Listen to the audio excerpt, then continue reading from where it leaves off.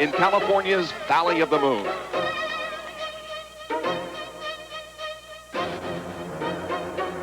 What has already been a colorful season has begun to see its dark side once again, as an unusually silent force has begun to cast his shadow over NASCAR's Winston Cup points race. It began without fanfare. Many said the Intimidator was now the intimidated. The Dominator was now the dominated. Had the Flying Aces finally been grounded? While the king of stock car racing continues to wave goodbye, leaving his legacy of 7 Winston Cup championships behind, would this man be able to move one step closer to that seemingly untouchable task? Not this year, many thought, but in a quiet manner. So in contrast to the man they call Ironhead, it began to happen. At first it went unnoticed, then a nervousness fell over the garage area as the black number 3 began to slash his way through the point standings in a quiet, methodical manner. Then without warning, at a time of the year when he's been most vulnerable, he drew his first blood with a Charlotte victory, and since has silently stayed within the reach of his prey. There's a very black picture being painted as the quest for the Cup continues.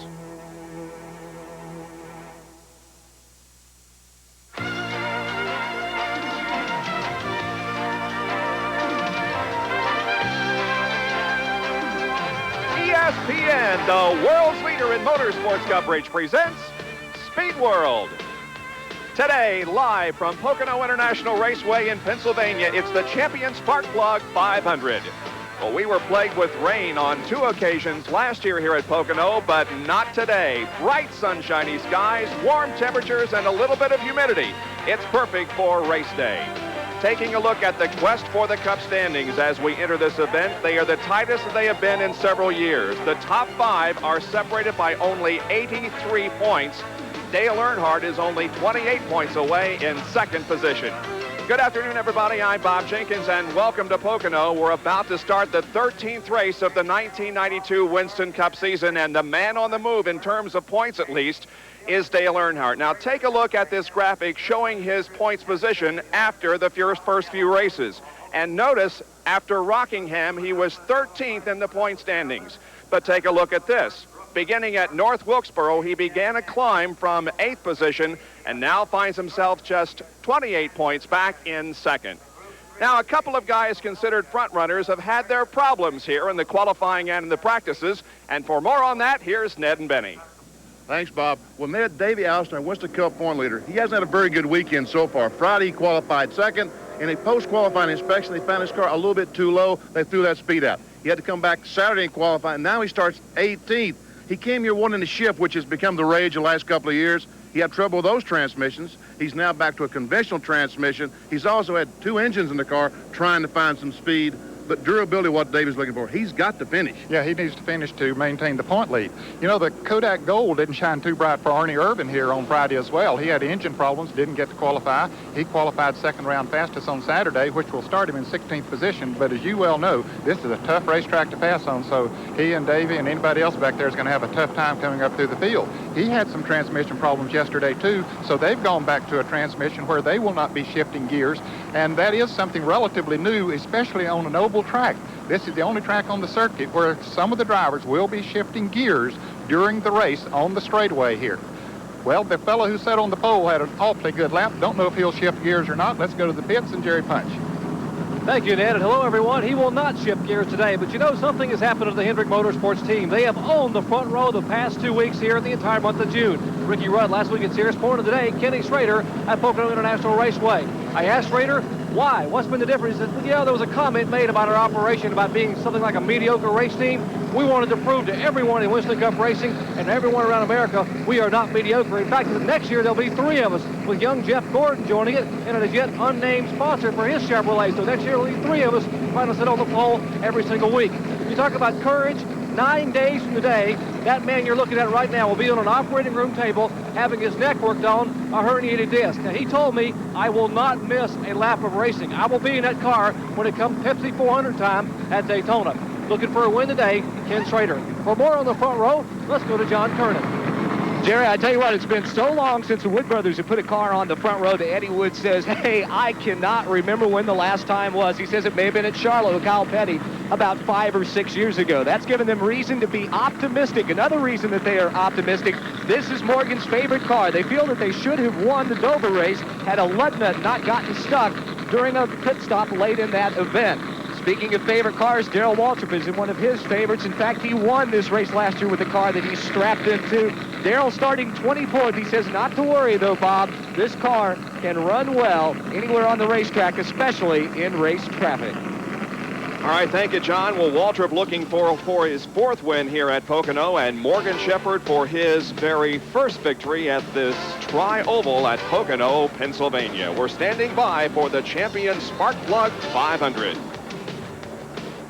Our Speedworld coverage is being brought to you by Champion Spark Plugs, the world's #1 selling spark plug, no matter what you drive. By Valvoline, people who know use Valvoline. And by Ford and your Ford dealer. Have you driven a Ford lately? 40 cars pull onto the racetrack. We'll introduce the starting lineup to you in just a moment when we come back. To enter the contest for this race, your entry is selected and you're called at home. You must name the driver who won the Gillette Halfway Challenge $10,000 award to win the Chevrolet Lumina Z34. If you want to enter the contest at the Miller Genuine Draft race coming up, all you have to do is submit a postcard. Gillette Halfway Challenge, Post Office Box 2246, St. Petersburg, Florida, 33731-2246. You must be 18 years of age or older to enter. And we must receive your entry by Saturday, June the 20th to be eligible for the Gillette Halfway Challenge. Let's take a look now at the die-hard starting lineup for today's race. The pole sitter with a new track record, his first pole in nearly 2 years, Ken Schrader in the Kodiak Chevrolet. On the outside of the front row, the runner-up in the Daytona 500, Morgan Shepherd in the Citgo Ford. Row number 2, Bill Elliott, a 4-time winner here at Pocono in the Budweiser Ford. And alongside will be Mark Martin, the winner earlier this year at Martinsville in the Valvoline Ford. Row number 3, the mellow yellow Pontiac, driven by Kyle Petty. He has 8 top 10 efforts at this track. Outside of row number 3, the winner at Bristol in April, Alan Kowicki in the Hooters Ford. The 4th row, the Interstate Batteries car, driven by Dale Jarrett. His best start in a super speedway this year, and Brett Bodine alongside in the Quaker State Ford. The 5th row, Ricky Rudd in the Tide Chevrolet. Outside of that row in 10th starting position, Rusty Wallace in the Miller Genuine Draft Pontiac. Row number 6, Hut Strickland finished 4th here last July alongside Terry Labonte in the Sunoco car. He's had more top 10 finishes this year than any other driver. The 7th row, Wally Dallenbach Jr. in the Keystone Ford, making his first start here at Pocono, and Derek Cope in the Purelator, former winner of the Daytona 500. Row number 8 has Michael Waltrip and Ernie Irvin. Then Dale Earnhardt and Davey Allison. The 10th row, Sterling Marlin and Dick Trickle. Going back to row number 11, it's Richard Petty and Ted Musgrave. Jimmy Hensley and Darrell Waltrip start in the 12th row. And as you take a look at the rest of the starting lineup, you can see that cars are on the track for their second warm-up lap. We'll be ready to go here at Pocono in just a few moments. Well, Bob, we saw Harry Gant starting pretty far back in this field. He's former winner here at this racetrack. Don't look for him to stay back there too long. And let's take a look at this uniquely configured racetrack. We called it a tri-oval, but really it's more of a triangle. The pole speed 162.165, time 55.499 seconds. Will go 200 laps, and the field separated by 8.4 seconds. Now there you can see the arrangement of the racetrack. The pit area is here on the main straightaway, which is 3,740 feet in length. There's the trouble spot. It's the so-called tunnel turn, which is 8 degrees of banking. Turn number 1 is the steepest bank turn. It is 14 degrees, 675 feet of radius. Turn number 2 is only 8 degrees of banking, 750 feet of radius. And then turn number 3 is the flattest. It's 6 degrees of banking and 800-foot radius. All in all, a very challenging racetrack here at Pocono. Here's one of our in-car cameras, the Phillips 66 in-car camera, being carried by Jimmy Hensley.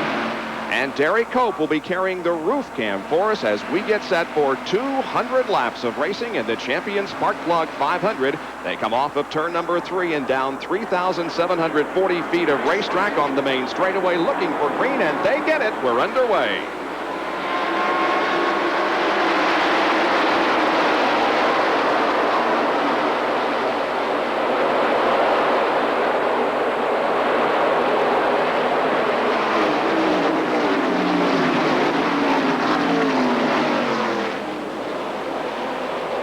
far, so good.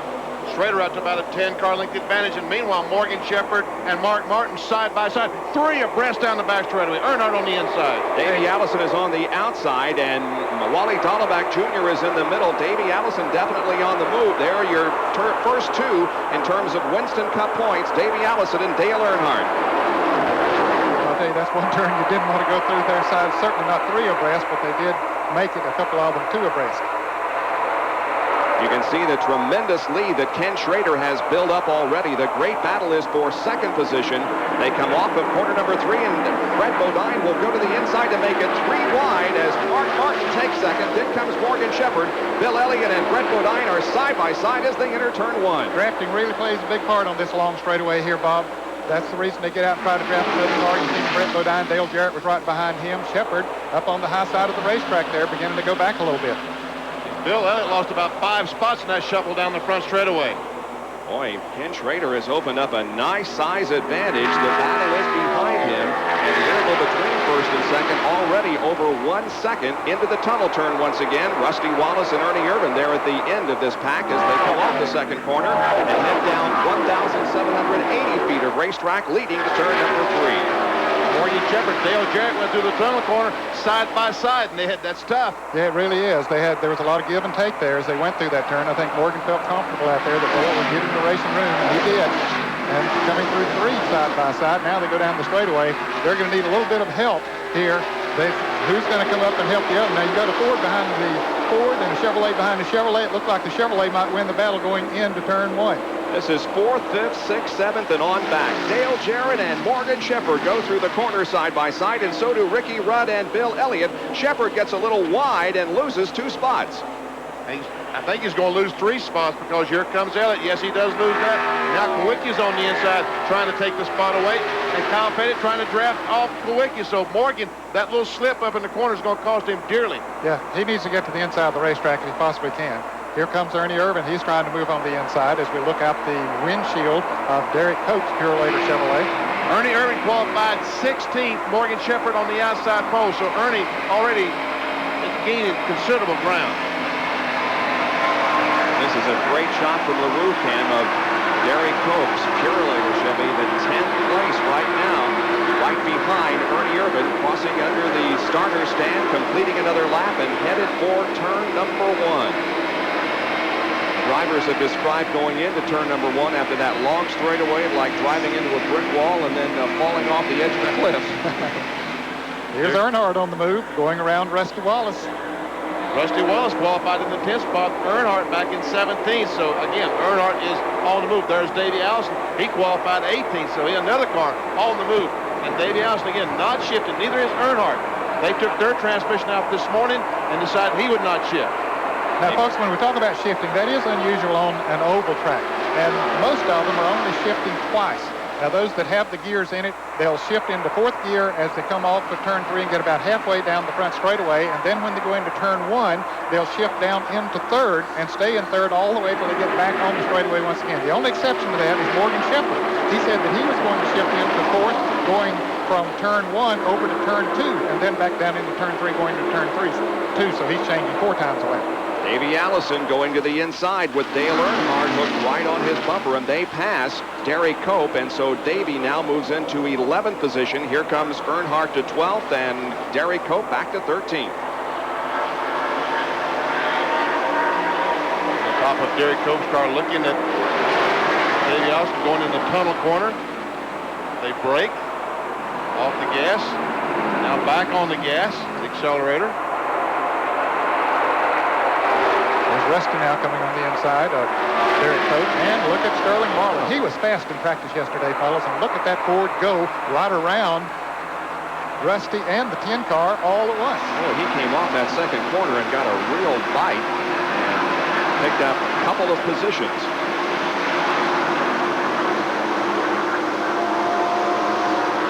Now, Sterling Marlin said he's one of those that is not shifting gears. He's got a gear in, he just leaves it in 4th gear all the way. Kyle Petty, also Morgan Shepherd and Ernie Irvin passed by Alan Kowicki, who got hung out on the outside there in turn number 1. And let's go down to John Kernan, who has a comment on Ernie Irvin.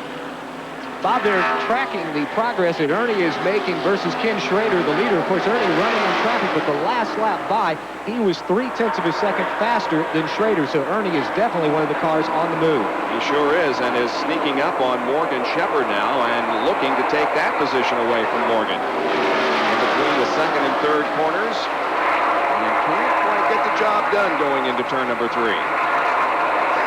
Well, we mentioned that he was the second round fastest qualifier, Ernie Irvin, which started him in 16th position. But actually, overall, he was, I think, about the 5th fastest qualifier. And, of course, it was 2 different days, so conditions were a little bit different. Who knows what he might have done if he'd been able to qualify on Friday when he had an engine problem.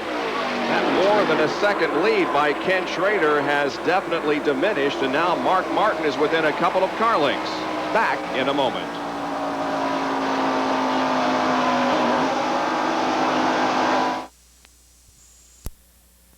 Long Pond, Pennsylvania. Live coverage here on ESPN this Sunday afternoon of the Champion Spark Plug 500. Ken Schrader in the Kodiak Chevy car number 25 is your leader. Right behind him now is Mark Martin in the Valvoline Ford car number 6. Schrader's backing up to the field. Not only has Mark Martin caught him, but right behind Martin is Brett Bodine and Ricky Rudd. So Schrader a little bit not quite as fast as he was those first few laps, first couple of laps. Boy, he did sprint out there in a hurry at the beginning. Now they're coming in traffic. Ooh, they go right between the 62 of Mark Thompson. Yeah, if Mark Martin can make this pass on the outside, I will be impressed. No, he decided to back off and follow through this flat third corner. And, I mean, guys, you got to come through there single file. There's just no way in the world you could run 2 abreast through that corner. And Martin goes on the inside, tries to take the position away. You see him drop it in high gear. See Mark Martin drop it in high gear. When he did that, Schrader pulled away about a car length. Meanwhile, while they battle for the lead, just behind Mark Martin, as you said, Benny, is the number 26 car of Brett Bodine, and right behind him is Ricky Rudd. There they are. I would think that Mark Martin would probably have an advantage off the tunnel corner going into turn 3 on the front car. If Schrader's not shifting and Mark is, he would have a little bit more gear ratio coming off this corner than Schrader.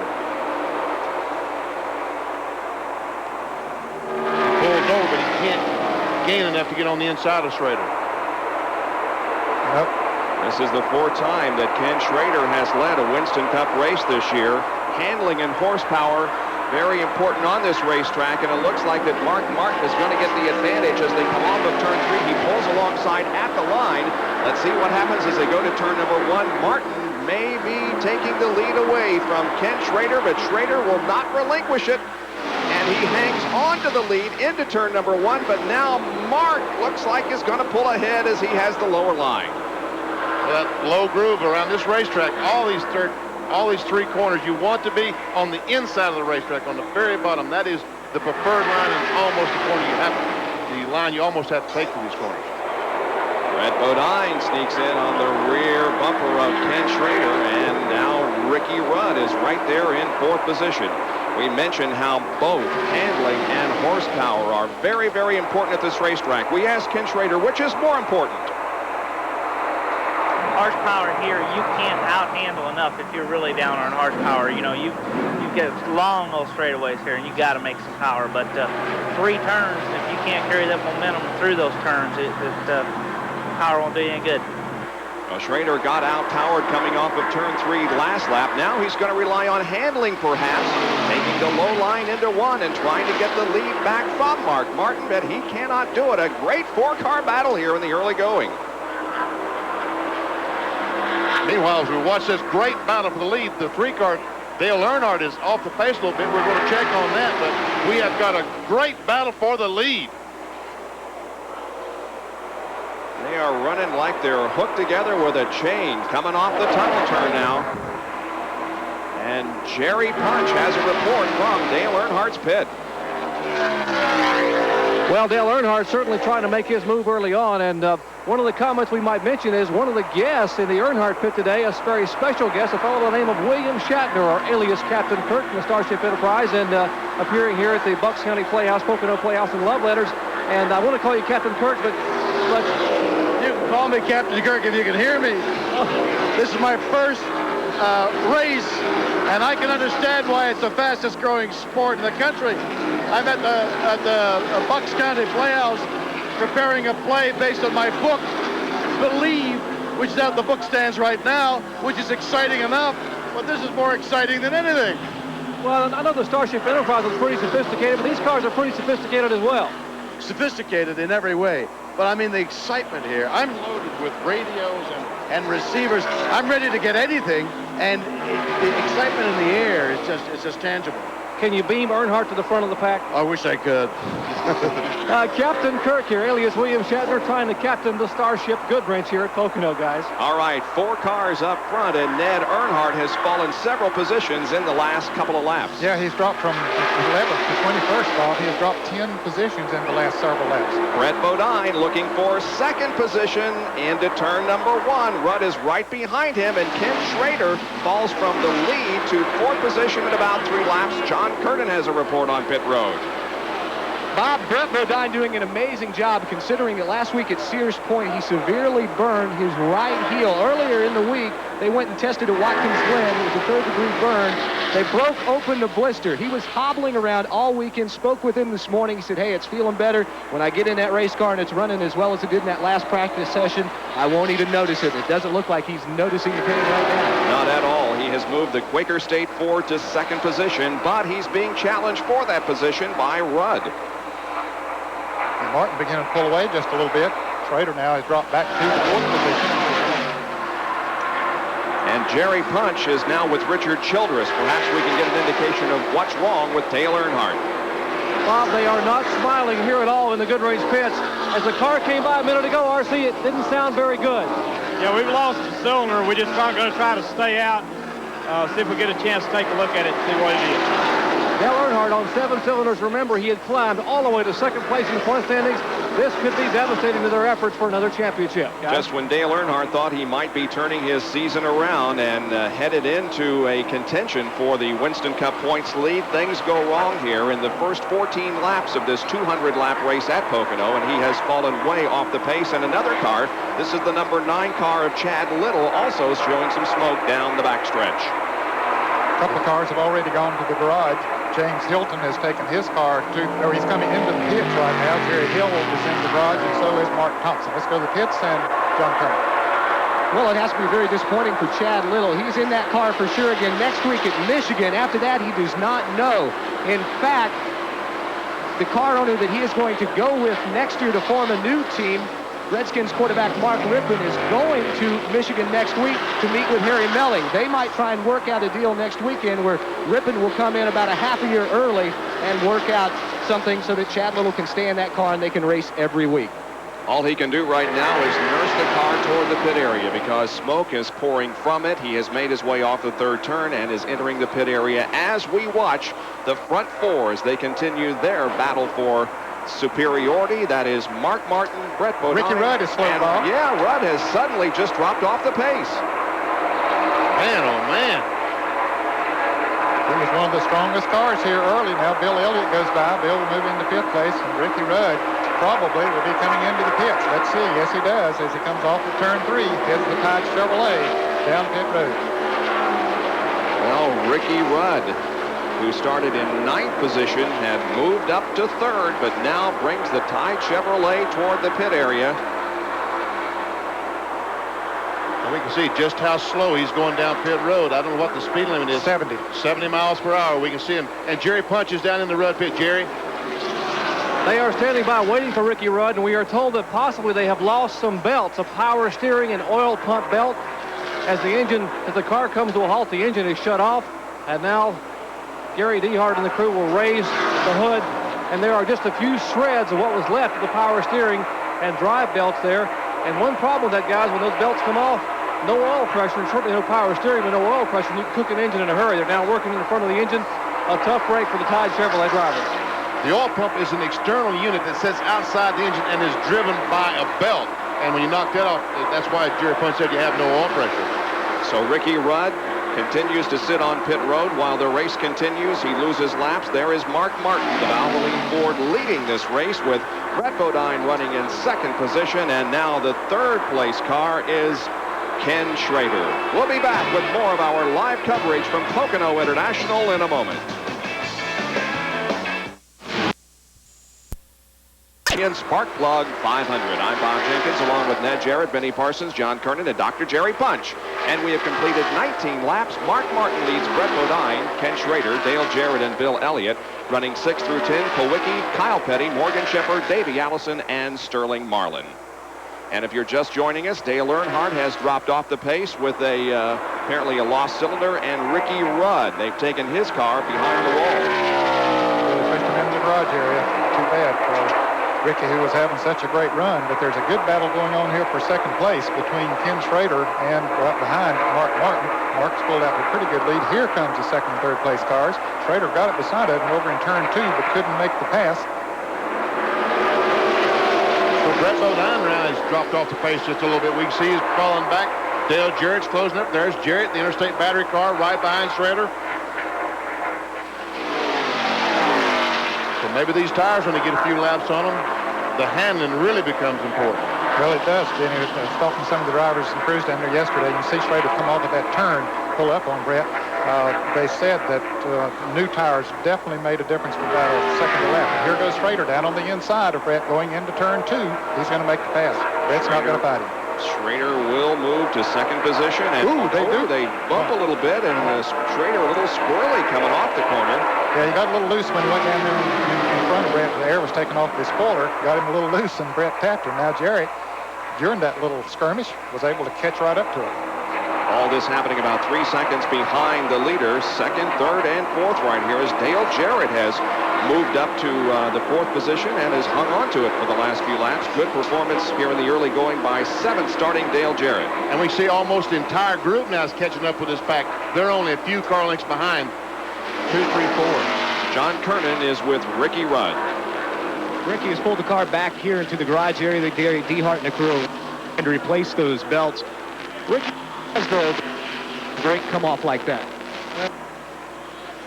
It can really cause it as a piece of rubber flies up off the racetrack, gets in between the pulleys and the belt, kicks the belt off. Probably since I've been racing, it's only happened to me maybe once, and seems to happen when you're running rough. Yeah, you'd already started to move up. Ricky Rudd sitting here in the garage area. They're trying to get it fixed, Jerry, and get it back out on the racetrack. Well, John, let me show you something that even Ricky Rudd hasn't seen yet. This is what was laying on the engine when he came in. That's what's left of his oil pump and power steering drive belt. It was just literally shredded, and they threw it over, and I caught it as they pushed the car back to the garage area. Not what you want to have happen early on in a 500-mile race. Gentlemen? It seems so unfair that something so simple like a piece of rubber can bounce off the racetrack and cause so many problems. A year ago at this time, Ricky Rudd was second in the point standings. And now he finds himself in 8th, 262 behind the leader, Davey Allison, as we head into this 13th race of the year. Bill Elliott and Alan Kowicki are running together in 5th and 6th. They're closing in on that trio in front of them, which is comprised of Ken Schrader, Brett Bodine, and Dale Jarrett. I talked to Kowicki down in the garage this morning. He was very optimistic. He felt like he really had a good start today. And we can see he's closed up on this race for second spot.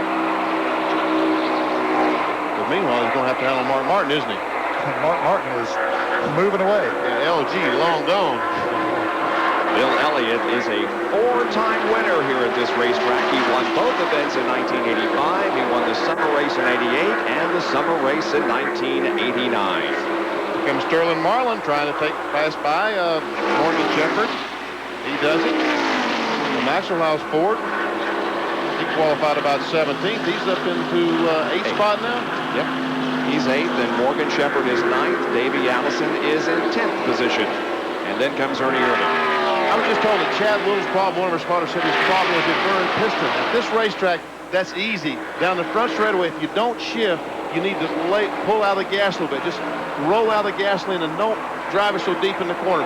But when you roll out of the gas like that, it's easy to burn a piston. I did that myself. The best I ever ran a Pocono, other than the time I won, I burned a piston in the car, having to roll out of it at the end of turn 1, at the end of the long straightaway, going into turn 1. And Benny was the winner of the NASCAR Winston Cup race back in 1977, and he won the pole for the very first stock car race that was held here at Pocono. That was in 1969. The big 2.5-mile track wasn't ready yet, so you worked in the 3/4, huh? No, it was a dirt track, and we ran the pay track, 3/4-mile track.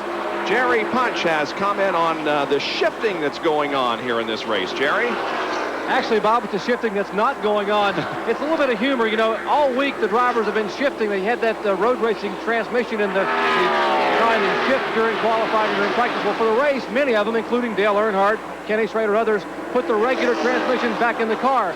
Their crew chiefs have tried to remind them, whatever you do, guys, do not shift. And if you do shift, please use the clutch, because with a road racing transmission, you don't use the clutch. You just jerk the gears up and back.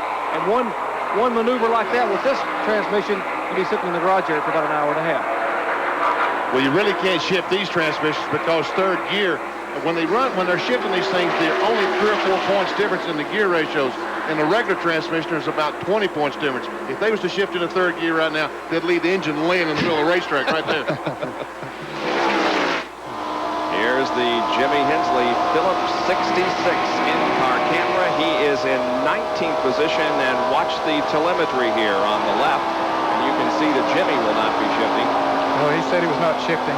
This is his first time here to the Pocono International Raceway. I think he had run on the 3/4-mile track, maybe in some modified competition, but not run on the big track. And said he and the crew figured he didn't need to be having to concentrate on shifting. We saw 8,100 down the back straightaway. Down the back straightaway, 8,100. We'll see what he turns down the front straightaway. John Kernan has a comment. John? Talking with Jimmy over the weekend, as Ned pointed out, this is his first time here at the big 2.5-mile track. He did race on the smaller track in a modified in the early 70s, but he's not intimidated by this place. He says it kind of reminds him of a big Nazareth Speedway. Jimmy's got to win there. He was hoping to run well today, but his #1 priority, stay on the lead lap, finish the race, and give us some great pictures and great telemetry. And he is indeed. While Mark Martin leads this race, Mark did not lead a single lap in the first 7 events of 1992, but he has led in each of the most recent 6 events, including today. We'll be right back.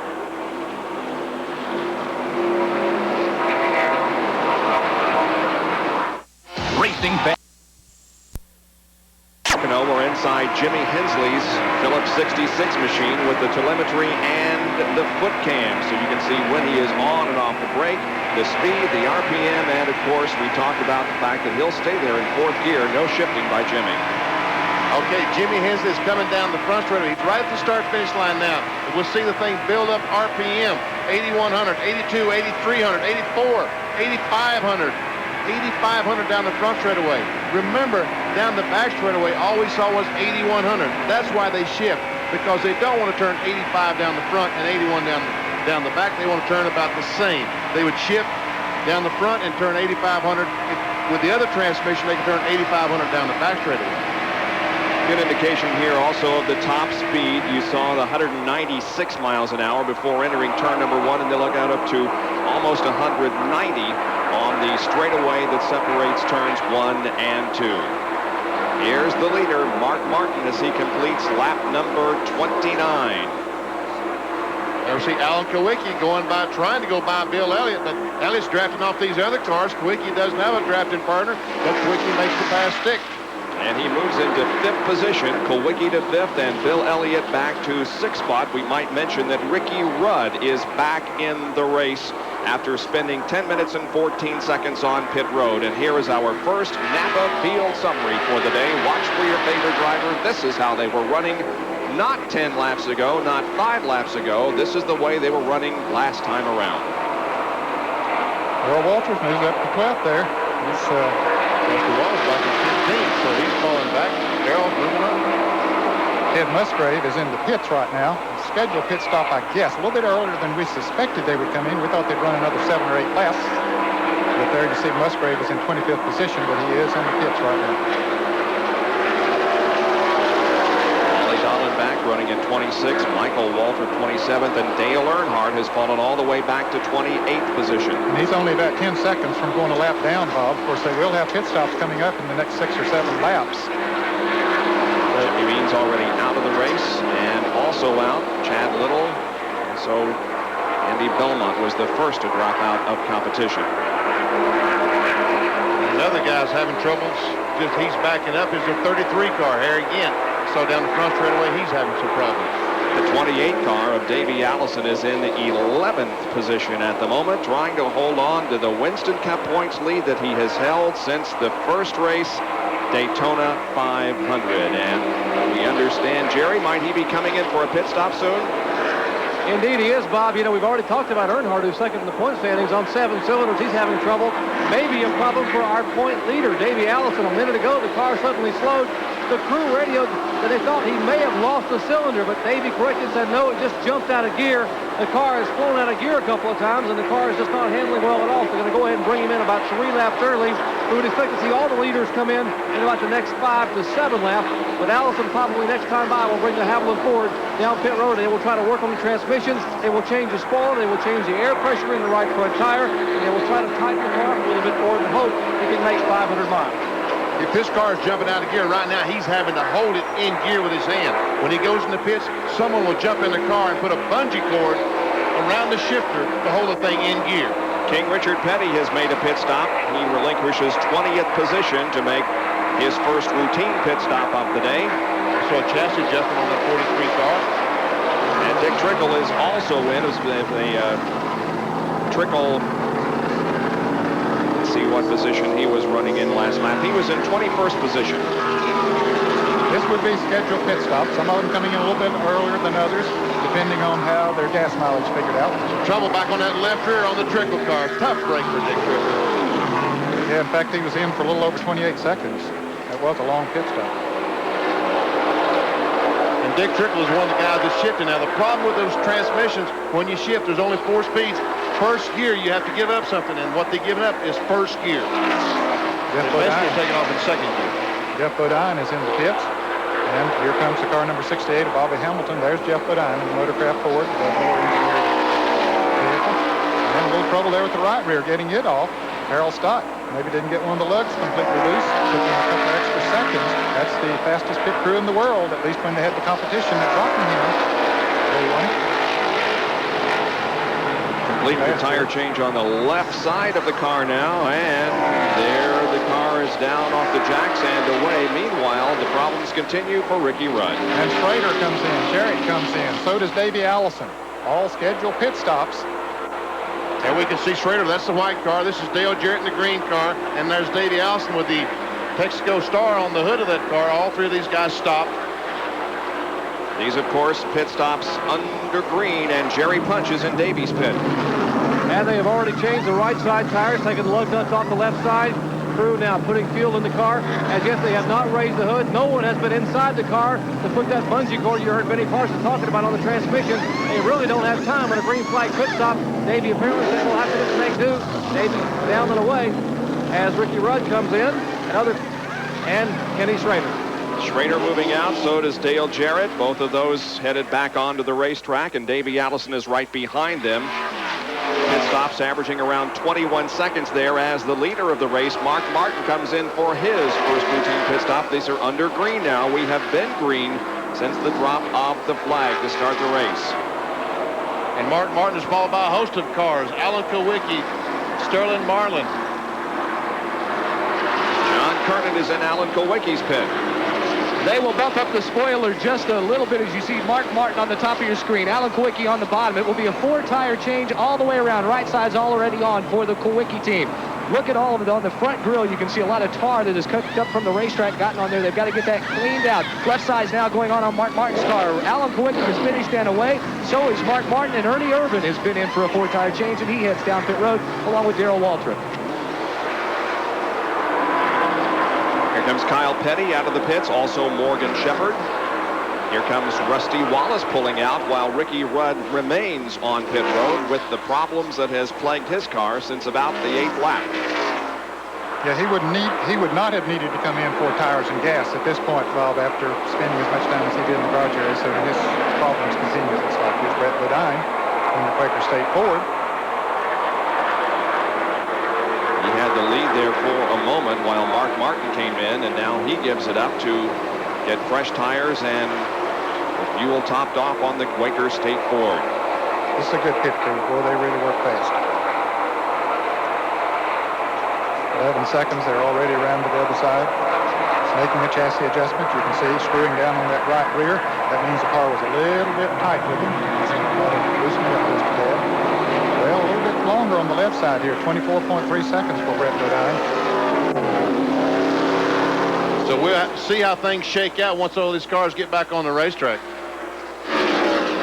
Well, Mark Martin has gotten out back into the lead, or at least here's Earnhardt coming into the pits, and Jerry Punch will have that story. And then 70 miles per hour. That's the maximum speed allowed on pit road today, according to NASCAR. Remember, those are safety rules.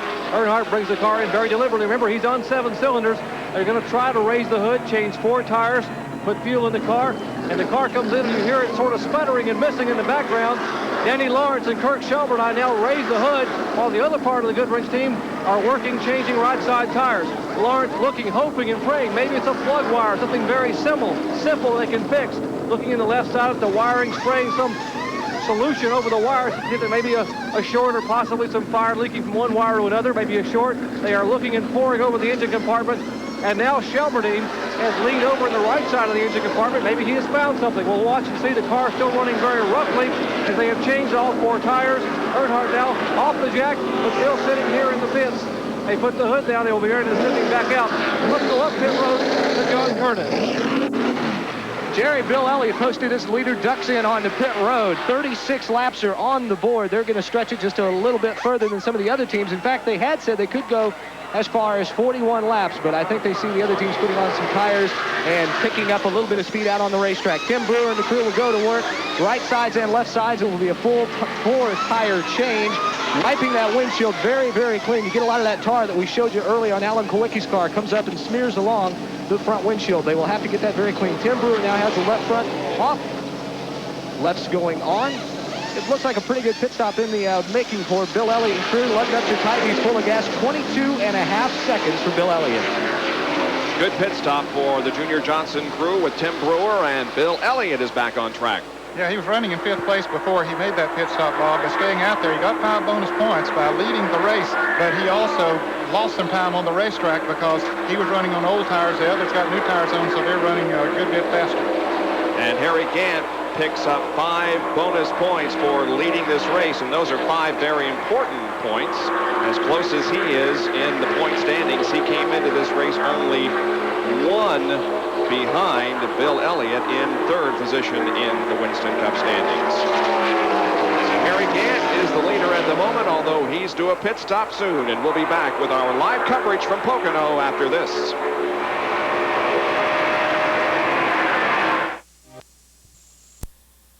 $1,000 to the driver leading at the halfway point, and a lucky fan at home can win a new Chevrolet Lumina Z34.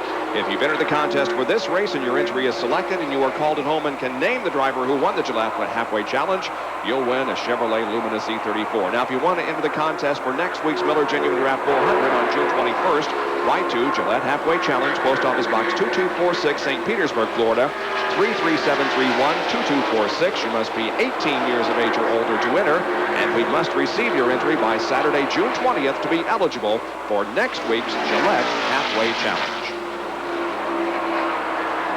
Harry Gant is still listed as the leader, but this is going to be the race for the lead once Gant makes his pit stop. He has made his pit stop indeed already, Denny, and the scoreboard out here hasn't shown that, but Ken Schrader is the leader. Mark Martin is in 2nd place. Dale Jarrett is 3rd, and 4th is Davey Allison. Ernie Irvin currently stands 5th. 1st, 2nd, and 3rd right there. Here comes 4th and 5th. Allison and Ernie Irvin, who won last week's race at Sears Point International Raceway in California. That Robert Yates crew must have had a wonderful pit stop to get Davey up to 4th. Yeah, he was back in what we say 12th position, and Ernie Irvin was back there pretty far as well. And so they're the ones that gained. Here's a change for the lead, or at least Mark Martin is trying to make it a change as he goes down the front straightaway here. For the 2nd time this afternoon, Mark Martin demonstrates his superiority over Ken Schrader, getting the lead away. Well, he doesn't get it away yet. No, he sure doesn't. Now, Mark came out in front of Schrader on the pit stop. You know, he had a pretty decent lead before the pit stops, and he did come back out in front. Schrader passed him on the racetrack, but now Martin has caught him back, trying to repass him. You know, Schrader was very fast at the beginning of the race on new tires. He was very fast. Then Martin got around him and pulled away. And let's not forget Dale Jarrett, who is right there in 3rd spot. Now Martin once again looking like he wants to challenge for the lead off of the 2nd corner. Moving to the inside, headed for turn number 3. Mark Martin will get the lead this time from Ken Schrader. This is where he's supposed to have an advantage with that transmission. because he's supposed to be turning more RPMs across that short chute than Schrader, and that should be able to drive up alongside the 25 car, which he did. We understand that Morgan Shepherd is having a problem in the sit-go forward. He had slowed a little bit a while ago going down the front straightaway, and he looks pretty good on this part of the racetrack. He's currently running in 17th position. He started on the outside pole. Let's go to Jerry Punch, who has an update on Dale Earnhardt. Guys, in the emergency department, I use this little bottle of eye wash to diagnose eye problems. But today, it's being used in the Earnhardt pit by the crew to diagnose an engine problem. You see what they do? They squirt a little bit of this eye wash on the headers, each individual cylinder, trying to see which cylinder is the hottest and which one may be misfiring or which one is the bad cylinder. Remember, he's only on 7 cylinders. But now the problems have gotten even worse for Earnhardt. He has a bad vibration. The car is vibrating and bouncing, so he dropped even further off the pace. So the troubles continue here in the Goodrich pit. Let's go up pit road to John Kernan. Jerry, I'm in Bill Elliott's pit. This is the tire that came off the right rear, and you don't need one of those little gauges to tell you that this thing is just plumb worn out. After 37, 38 laps, you can see the gap went right here where it came down at the very end of its thickness. You can just see where it's kind of to blister away, tear away. So one thing we're going to have to keep an eye on down here in the pits is tire wear. Key to the race today could be who has found that combination in their chassis setup to not wear out these tires. There's Bill Elliott. He has dropped back to 11th position, and the pace of the race is quite interesting. 152.720 miles an hour. We are on a record pace because we have had no caution so far in the first 43 laps of this event. Riding right now with Derek Cope, who's right behind Bill Elliott in 12th spot. You see Derek's face in the mirror. That hose on the side of his helmet, that is fresh air. Air coming into his helmet through a filter.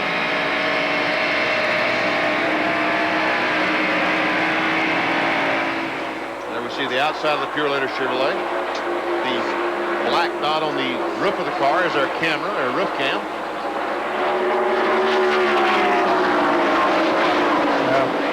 Barry Dodson told me that they were not shifting gears here today in the Pure Leather Chevrolet. Here's Mark Martin trying to get by his teammate Wally Dallenbach in the Keystone car. And ooh, what did Mark Martin do? All of a sudden it looked like the car wanted to get sideways down the straightaway. I think he ran up there and the air off of Dallenbach's car made his car act funny or something. I don't know. Here comes Davey Alston on the inside of Dale Jarrett going in this flat corner. But meanwhile, they're going to run up on the slower car, and he will not be able to make the pass. Oof, boy. There's Ernie on the inside of Dallenbach. Dallenbach was running in 27th position. All right, let's take a look at a Big A Auto Parts on-track interval. Timing Kenny Schrader and Ernie Irvin, and look at Irvin between laps 38 and 42. Well, he's basically a half second a lap faster than Schrader. And he is still in the move. And look how low he went into that corner. The car obviously handling very well, too. Well, 22 car, Sterling Marlin passed Ernie down the front straightaway. Now Ernie's trying to pass him back down the back straightaway. This is going in the tunnel corner. And Ernie backs off a little bit, not much, just enough. He didn't want to slide up into him. He knew if he went in there fast that he'd slide up into him and perhaps wreck both of them. So he knew it was too early in the race to be taking that kind of a chance. He's going to try it now. He'll get him this time in turn 3. And he goes to 5th position. Ernie Irvin to 5th. Sterling Marlin 6th. There's Kyle Petty. He's the 7th place car. Here's the leader. Look at Mark Martin snake down the front straightaway here, trying to shake the draft of Ken Schrader and others. You're watching live coverage of the Champion Spark Plug 500 from Pocono International.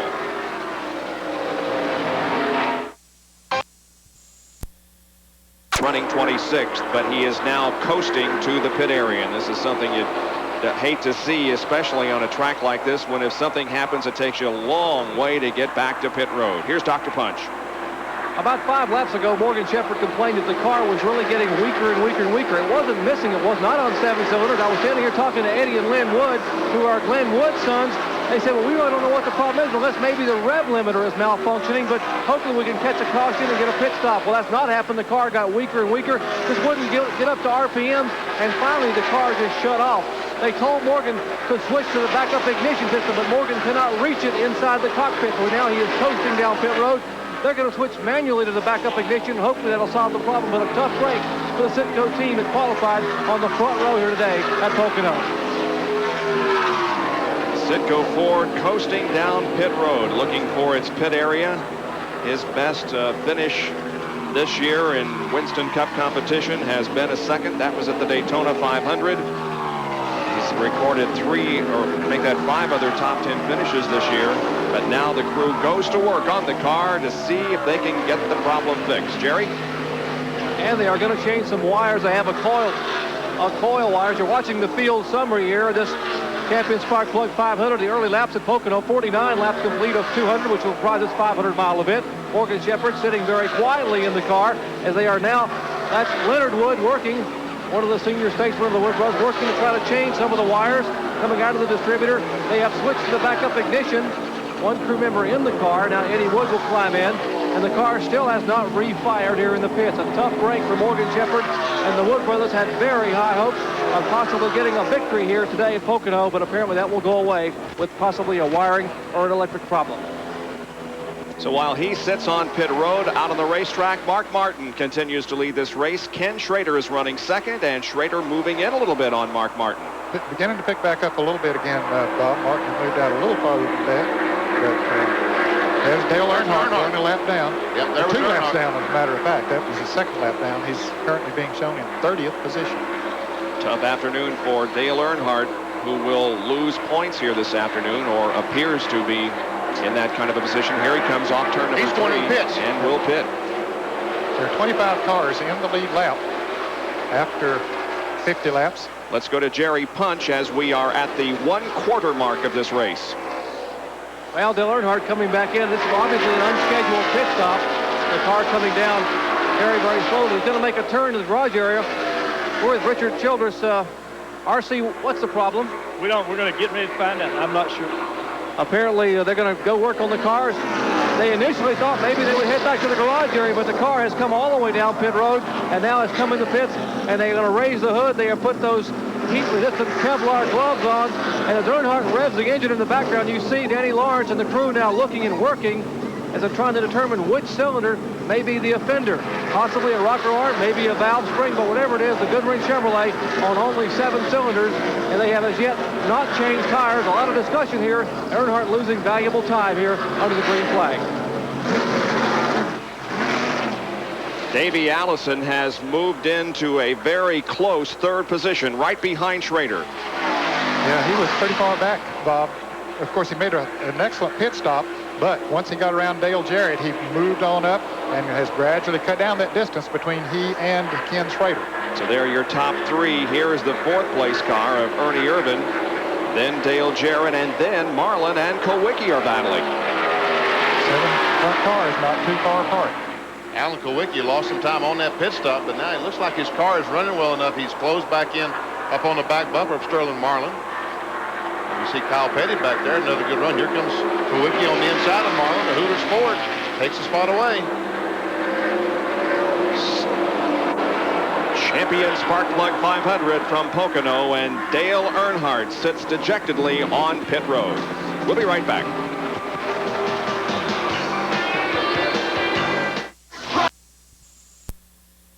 And has moved around Ken Schrader. Davey, we remind you, started in 18th spot because his second-best qualifying effort was thrown out when the car was too low. This is how he got second. Coming off the second corner, Mike Potter got up in front of Kenny Schrader, so they just split Potter. Davey on the inside, Schrader on the outside, and Davey took the spot away. So it's Mark Martin now leading, and Davey Allison in second. Schrader is third, Ernie Irvin 4th, and Dale Jarrett is in 5th position. I beg your pardon. Kowicki just went by him, so now Kowicki's 5th. And Darrell Waltrip and Bill Elliott running in 9th and 10th. Let's go down to Jerry Punch. Well, a flurry of activity here in the Goodwin Chevrolet team behind pit wall. That's Danny Lawrence, Richard Childress, and the rest of the crew working on the front of the engine. The vibration from the car was the harmonic balancer, and which is the pulley which on the front of the crank down in the bottom part of the front of the engine. Now, apparently, when they lost a cylinder early in the race, Earnhardt was turning so many RPMs it just vibrated the harmonic balancer away, which caused the vibration of the engine to get even worse. They had to come in and fix it, or it would just vibrate the car apart, and the engine would just shake itself to pieces. Earnhardt sitting very patiently inside the car. Nothing he can do. They're going to replace the harmonic balancer, but the problem still exists. They don't know why they're on 7 cylinders, but whatever it is, he's losing valuable time and valuable Winston Cup points sitting here behind the wall. Almost 5 minutes behind the wall now for Dale Earnhardt as we jump inside Jimmy Hensley's car and take a lap with him with the Phillips 66 in-car Camry. Down the front straightaway, building up 180 miles per hour, 183, 185, 193, 94. Wow. Whoa, no wonder that corner used to scare me to death. 194 miles an hour, and he got to hit the brakes and turn left. Ooh. Down to 134 there in the middle of the corner, and now building up the RPM and the speed again. We'll see what kind of difference in mile per hour we have down the back straightaway before he hits the brakes. 183, 186, 189, 5 miles per hour difference between the two straightaways.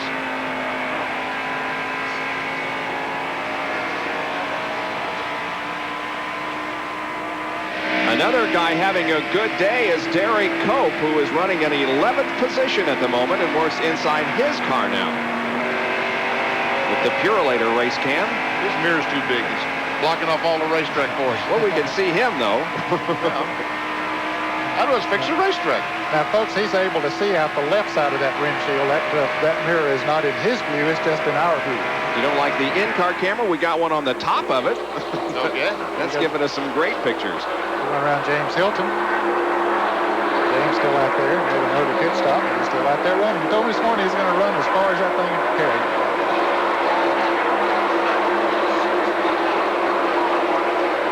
Gary Cope's best finish this year has been a 10th at Bristol. There is the leader, Mark Martin, looking for his second win of the 1992 season. He won at Martinsville, but not too far behind is the current Winston Cup points leader, Davey Allison. Here's Jerry.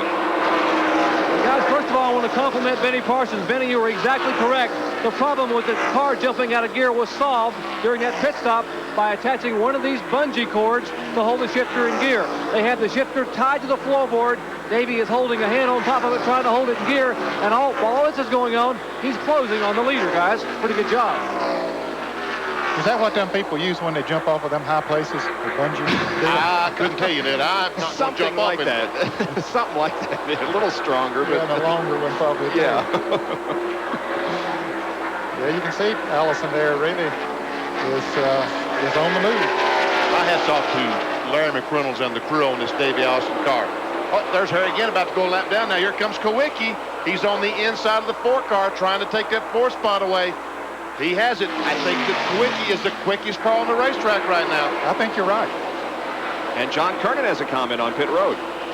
Guys, you're not the only ones who think that Kowicki's the fastest car on the track right now. Tony Glover and the crew have been clocking both Ernie, their driver, and Kowicki. They told Ernie on the radio that when Kowicki gets close to you, just let him go on by. Don't try to race with him right now.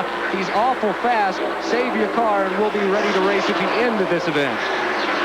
Alan Kowicki moving up to 4th position, and Ernie Irvan back to 5th. It's been a variably cloudy day. First sun, then clouds, and now the sun's out again. And that does make a difference in the handling. When the sun is out, it makes the car slicker. When the sun goes behind the clouds, it makes the car tighter. There goes Harry again, a lap down on the Skull Bandit. He is 25th position. Harry running in 25th, and he waves Davey Allison by also. So now we have 24 cars on the lead lap. Running in 24th position is Michael Waltrip.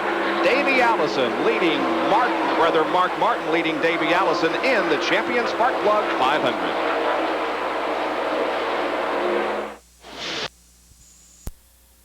Pocono, Mark Martin is the leader of the race. Winston Cup points leader Davey Allison running 2nd. While we were away, Alan Kowicki, who Benny describes as the fastest man on the racetrack, is 3rd. Ken Schrader drops back to 4th position, and in 5th, last week's winner, Ernie Irvan. Jerry Punch is in Morgan Shepherd's crew. Bob, we're behind the wall. What you're looking at is the distributor that began on the front row today inside the Citgo Ford. Now this shaft, you see me wiggle it with my little finger, and it's pretty doggone hot, so I'm not going to wiggle it very much, has snapped off just below the main plate here. That's why the car was getting weaker and weaker and would not fire. Now behind me, they are working to replace the shafts, getting ready to refire the car. They put a new distributor in. That is Leonard Wood, Lynn and Eddie Wood. And as we speak, the car is fired. Morgan should be getting back into racing. He's lost a lot of valuable time. But remember, with the car misfiring as badly as it was, they may have more problems before the afternoon is over. Morgan has been in for about 13 minutes behind the wall, and he has dropped down to 33rd position. That's about 14, 15 laps off the pace, but hopefully he can get back in competition soon. There is Mark Martin now approaching Morgan Shepherd, Michael Waltrip, who's running in 22nd position. Well, there's a couple of drivers already made their second pit stops. Dick Trickle, who was running 22nd, has come in. He came in earlier on the first pit stop. We'll see pit stops coming up here by all of them for too long. Greg Sachs in the Kellogg Chevrolet was running 13th. He made his pit stop. And Ted Musgrave, who was in the 24th position, just made a pit stop. We've been green since the very first time it came out. No caution flags in this race, and the Alan Kowicki car is already up to 3rd position, and we asked him earlier in the weekend, what are the keys to this track? Power or handling? The straightaways are what you definitely have to have power here, you know, but if your car won't handle it, you'll lose a lot of momentum in the corner, and the guy gets a run at you, and they'll beat you. You've got to have both. Yep, he's got them both now, I'll tell you, and he's putting in all that horsepower to work. So it seems there's James Hilton again as Kowicki goes by him down in the first corner.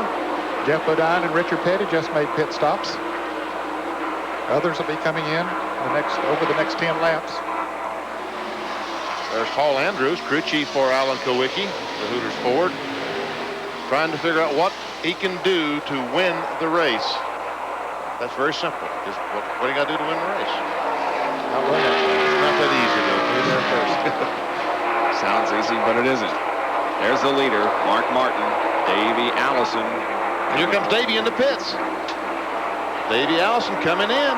Yep, a little bit earlier than we thought he might, but certainly doesn't want to take a chance. Folks, you don't want to run out of gas on this racetrack because it's so tough. We saw Morgan Shepherd coasting around there a while ago, and it takes forever to get back to the pits. So Davey Allison coming in, taking no chances, and chances are he can stay in the lead lap by coming in and making a pit stop, even changing all 4 tires. He still should be able to stay in the lead lap, so if a caution should come out, it really wouldn't hurt him. This is lap number 65, and Davey making his second pit stop of the day. Another chassis adjustment. Well, that wasn't not much. About a quarter of a turn. He must have that baby dialed in. That was close. 21 seconds. Good pit stop. There's Derek Cope, you can see, and Brett Bodine also coming in. Davey went 33 laps before his first pit stop and completed 31 between the first and second. Here's Jerry Punch. Work continuing on the Dale Earnhardt car behind the wall. Remember, they had on 7 cylinders. They are changing the harmonic balancer. But we can show you what the offending problem was. Rocker arm broken on cylinder number 3. The rocker arm is sheared off here as you hear Morgan Shepherd's car having fired behind me. He's revving the engine.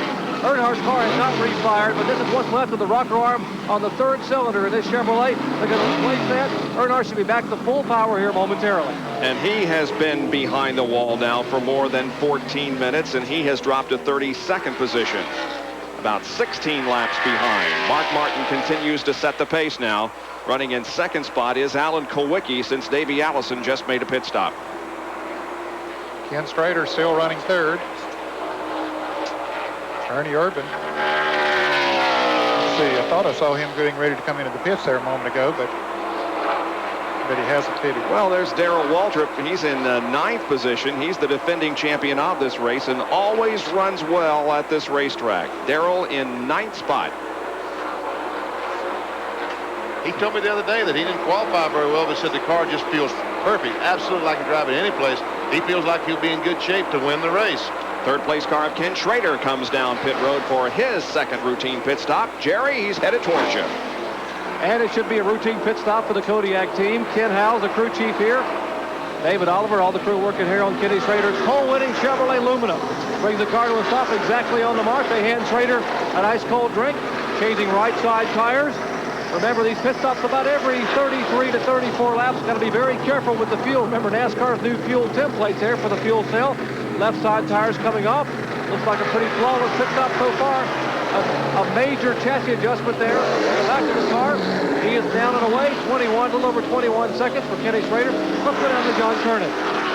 Jeff Hammond and Darrell Walters' crew are awaiting the arrival of DW on pit road. Mark Martin, though, the leader we can see, is ducked in onto pit road, maybe just a couple of laps earlier than what we had anticipated. We also see Ernie Irvin's crew is getting ready for him to come down. Jerry Mark is just passing me.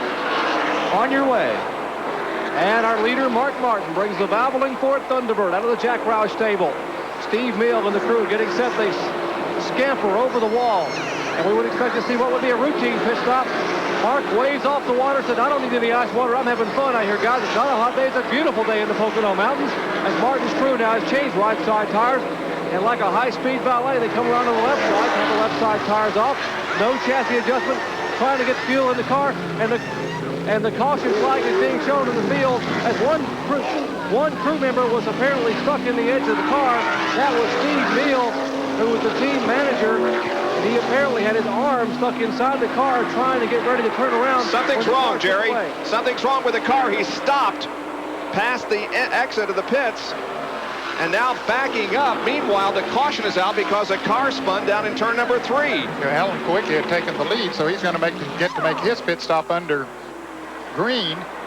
yellow rather, and Mark Martin just went a lap down. What's going on here, guys? I don't know, unless the lug nuts are loose, unless the lug nuts happen to be loose on their car, and they don't want the wheels to fall off someplace. So Mark Martin is backing. Yeah, there it is. In fact, the left front is almost a roll-off, Jerry. And that's what Steve Mill was trying to do, was tell him apparently they did not have the lug nuts tight on the left front. Steve was trying to communicate. It must have been a radio failure, because as Steve turned around to talk to the driver, they dropped the jack, and that's usually the signal for the driver to go. And now they have basically scalded the wheel. The wheel that they had on the left front will not work. They're trying to get another tire up here. They had to run back behind the wall. What a tough break for our early race leader, Mark Martin. A problem in the pits. And now finally, by the way, Steve Mill is okay. That's him putting the tire on. He is the team manager here. He's the one you saw take that somersault on pit road. Dropping off the jack, and a tough break for Mark Martin and the Jack Roush team. But it's not going to be too bad a break, because he did not get lapped. Yes, he did. Oh, he did get lapped? He did get lapped, yep. Oh, I'm sorry. Yep, he got lapped because as he was backing up pit road, Alan Kowicki went by. Now here's the original. See, the gun broke. Steve's gun. Yeah, gun won't work, and he's saying, no, Mark, don't go, because the lug nuts aren't tightened. And Mark drove down pit road just a little bit before deciding to back up and get those lug nuts tightened. Well, Alan Kowicki now will come in, as we are under caution because of a spin by Jimmy Horton. Let's go down to the pit road. Well, Bob, Alan Kowicki's crew is awaiting his arrival on pit road. Alan felt very, very optimistic, he told me this morning, and he's been running near the top 5 all day long. It will be a 4-tire change as Paul Andrews and the crew go to work. We've got Alan Kowicki on the top of your screen. Darrell Waltrip also in for service. He was posted as the 3rd place car. Darrell has told Jeff Hammond and the crew that the car is just a little bit tight, so we look for them to loosen it up with a chassis adjustment. Left side's going on Alan Kowicki's car. They're just finishing up the right sides on Darrell. Left side going up on the 17 car. Kowicki is out of the pits, and Waltrip still sitting in the pits waiting for the left side lug nuts to be tightened. They get him down and away. Good pit stops all the way around. Scramble out of pit road. Here comes Dale Jarrett and Rusty Wallace, while Ken Schrader remains on pit road as they get the left sides changed on that car. Okay, now see, he just made a pit stop not very long ago. Apparently he didn't like that set of tires he had on, so he came back in. And Jimmy Hensley also pulling back onto the racetrack. We're under caution for the first time this afternoon on lap number 70. We'll be right back. Caution for the first time. Jimmy Horton spun up in turn number 3. That brought out the caution. He has driven to the garage area since. King Richard, Pocono memories, well, his 29th start, 2 wins. The last one was in August of 1976, 8 top 5 finishes. And the King and Jerry Punch remember one of his other victories in this week's Petty Memory.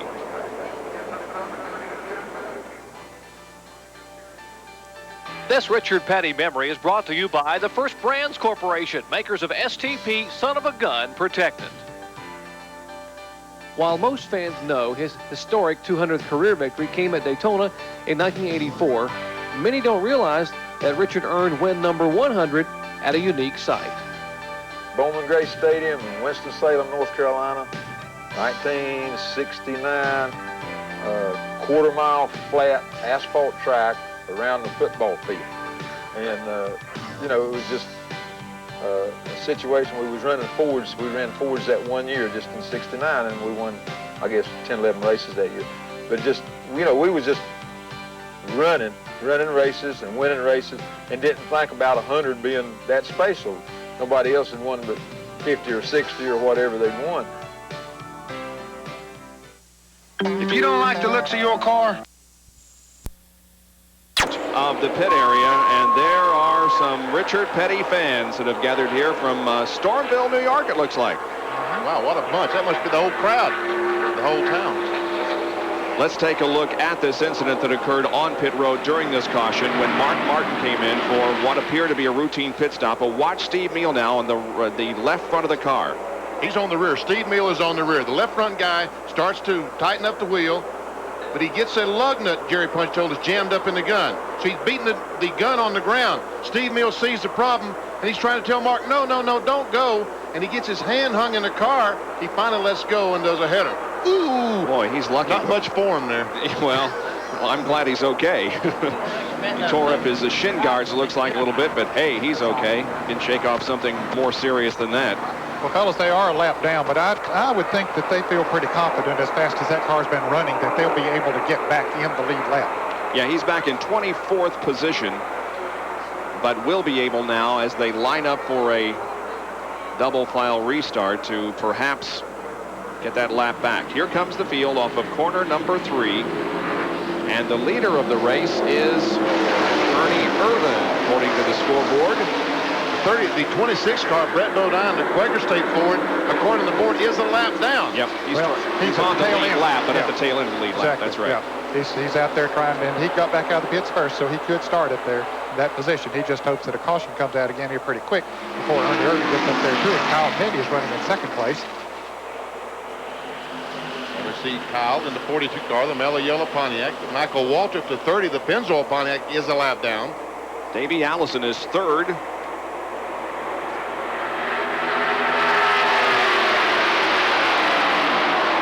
The 66 car, another one of those that benefited from track position as he has moved up now into the top 10, Jimmy Hensley. Right, Jimmy. You see, who is that? Rusty Wallace that he's closing up on the outside. He's on the inside of Rusty. Dick Trickle just ahead. Yep. Hello, genuine Brett Pontiac.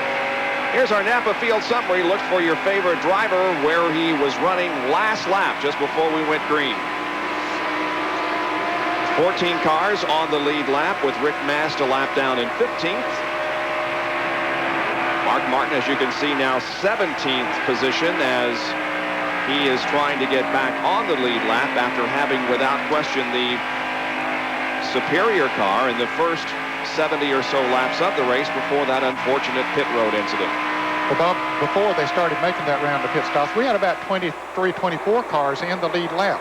About half of the field had pitted before the caution came out, maybe more than a half, and some of those that were maybe more than a half lap down, they did get lapped, and then, of course, the caution came out. Alan Kowicki had not pitted, so that put a lot of them lap down that had been running in the lead lap.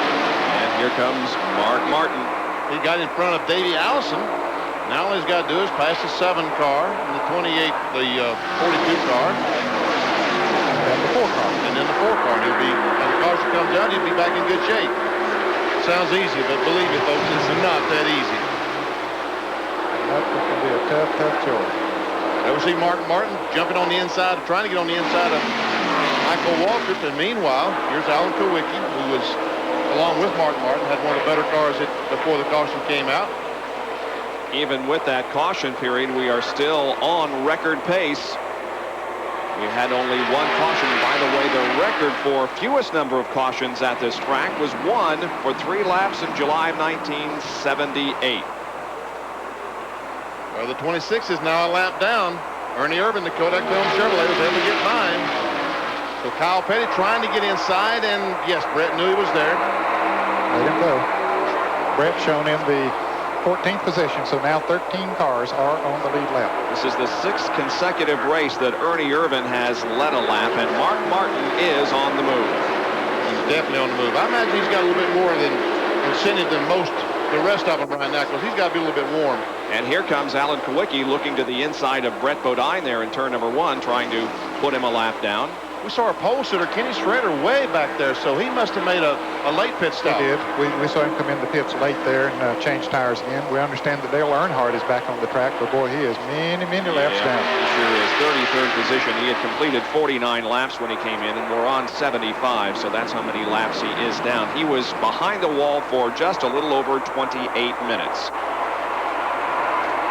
So 76 laps have been completed now with Ernie Irvan and Kyle Petty running first and second in this race at Pocono. We'll be right back.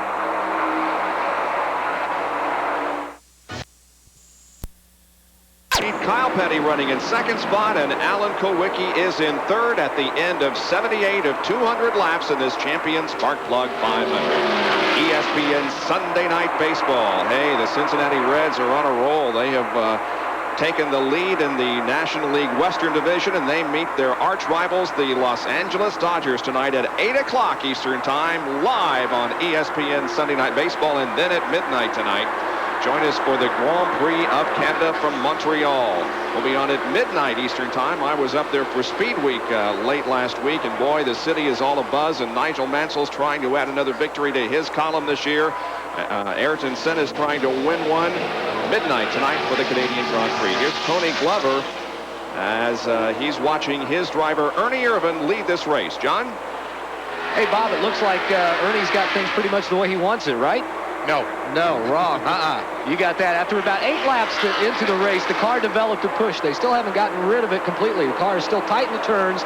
Tony Glover says, hey, as well as they're running right now, they can run even better, and they're going to keep working on the car, loosen it up a little bit more on the next pit stop. The reason I said no is because that 7 car of Kulwicki got by Kyle Petty. He's the next car in line behind Ernie Irvan, and he is shown to be, after a few laps, definitely one of the fastest cars on the track. Davey Allison, the points leader, is 4th.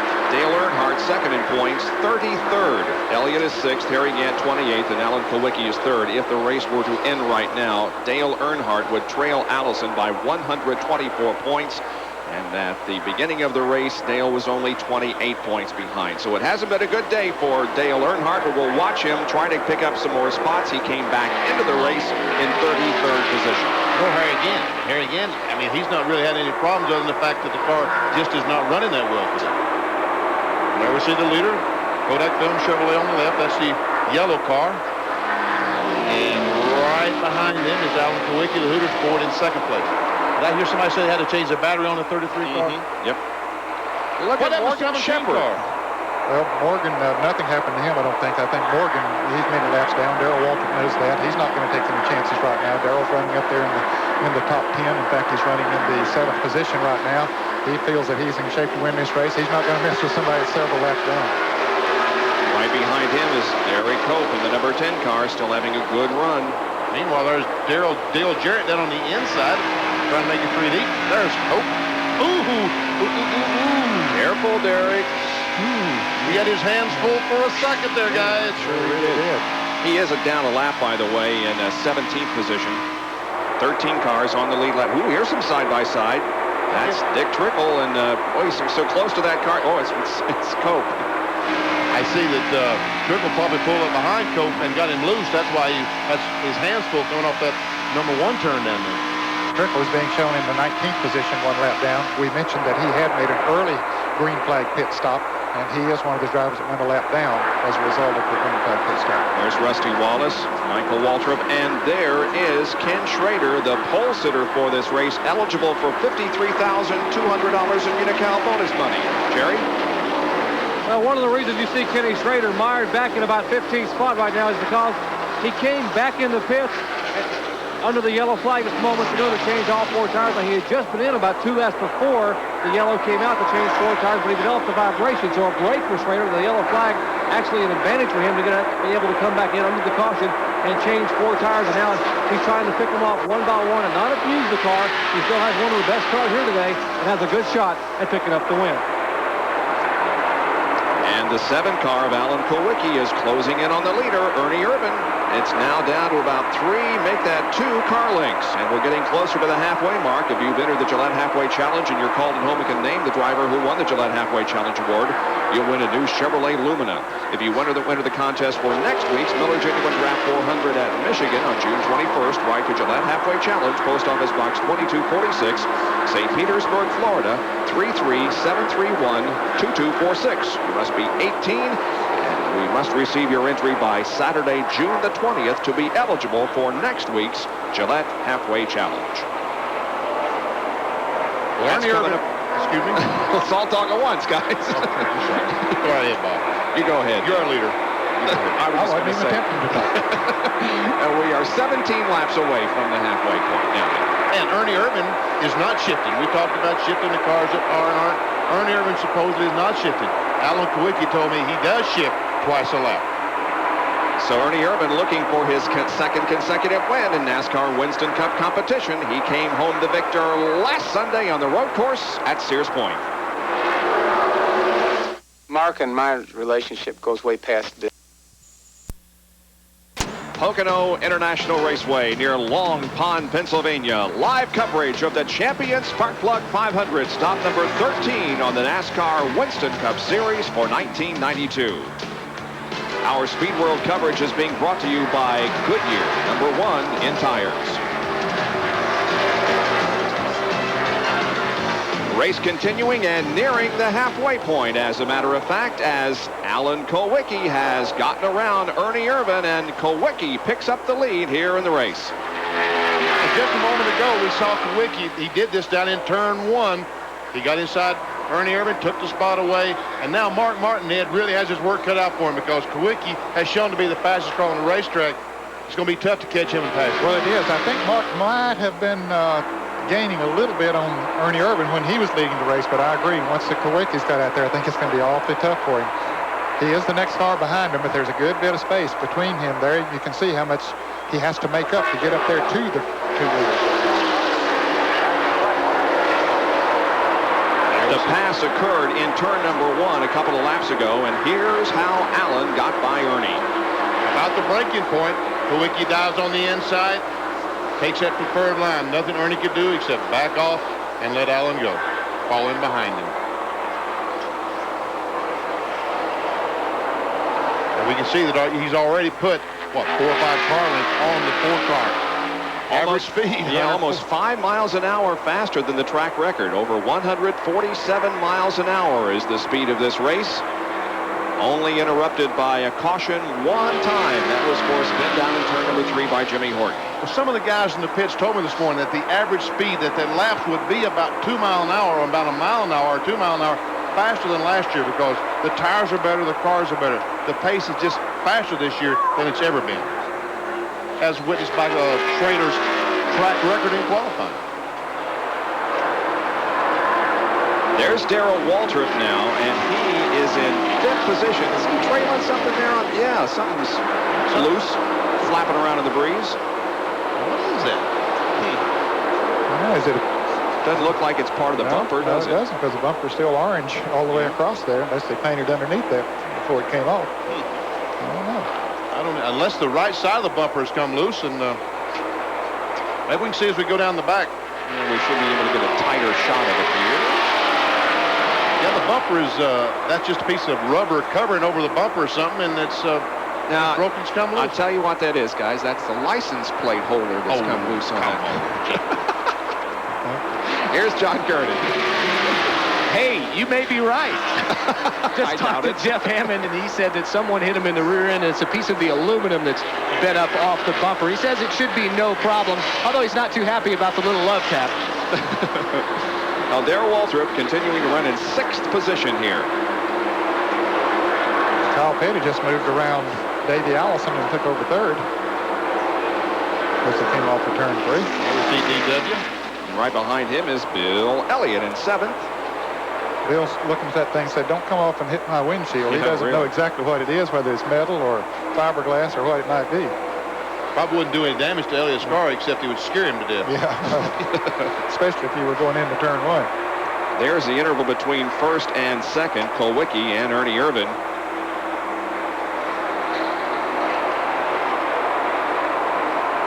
Well, Kulwicki does have a fast car. He does. He wasn't lying to me this morning. Usually those guys lie to me, but he was telling me the truth this morning.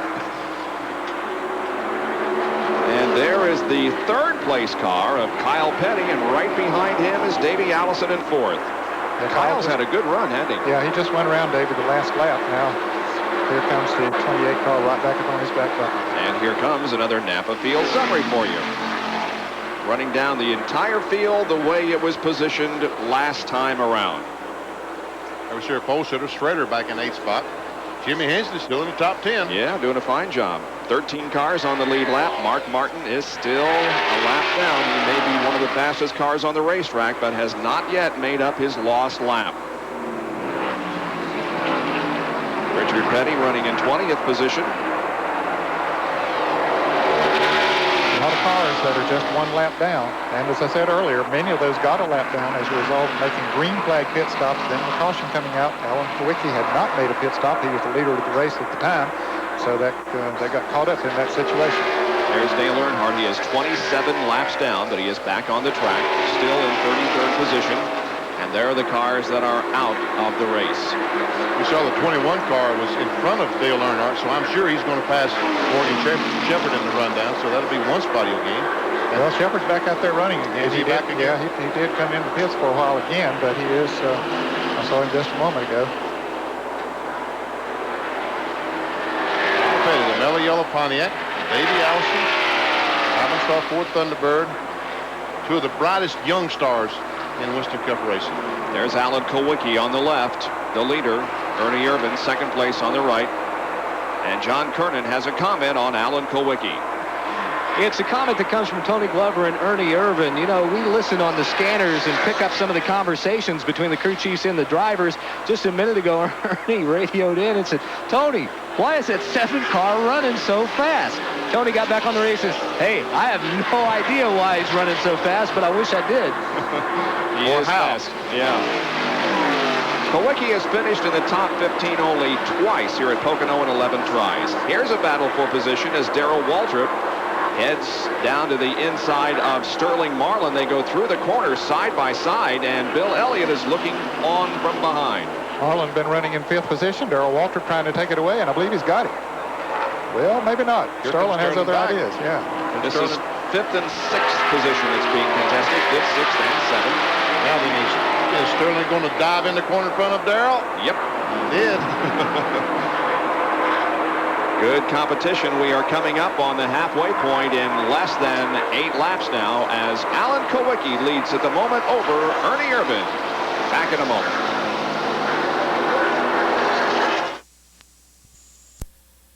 ESPN Speedworld coverage of the Champion Spark Plug 500 NASCAR Winston Cup race from Pocono International Raceway in Northeast Pennsylvania. Our Speedworld coverage is being brought to you by Suzuki. Your Suzuki dealer has the ride you've been waiting for and the financing to get it. Now we're less than 5 laps away from the halfway point. 95 laps are in the book, and Alan Kulwicki is the leader of the race with about a 1.5-second lead over Ernie Irvan. Well, this group of cars continue to battle with each other. That is Sterling Marlin, Darrell Waltrip, Bill Elliott, Ken Schrader. 5th, 6th, 7th, and 8th. And Rusty Wallace right there in 9th position. The car in front of them, Brett Bodine, is a lap down. Brett is in 16th, a lap down. 5th, 6th, 7th, 8th, and 9th. And Dale Earnhardt is also coming up on this pack of cars, but again, he is several laps down because of a lengthy pit stop. Here's Ken Schrader moving to the inside of Bill Elliott going into turn 1. Got a good run off of turn 3, pulled up beside of the Budweiser Ford and was able to move right around. Wow, smooth pass. Yeah, he moves into 7th position. Ken Schrader does. He was our pole sitter for the day.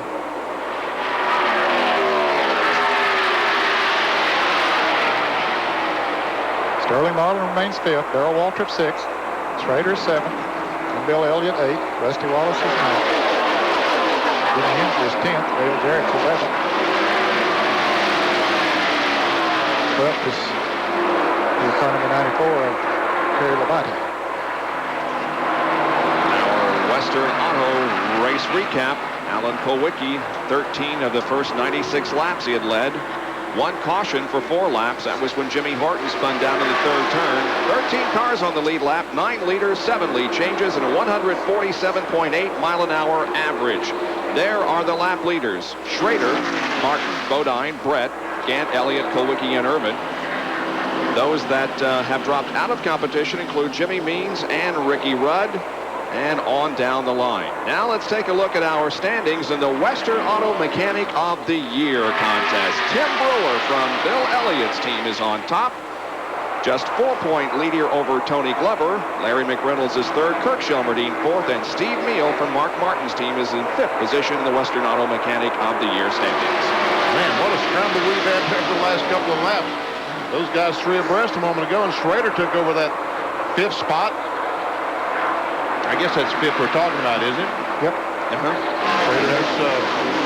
Ernie Irvin, or rather Dale Earnhardt, has been behind the wall for many, many laps.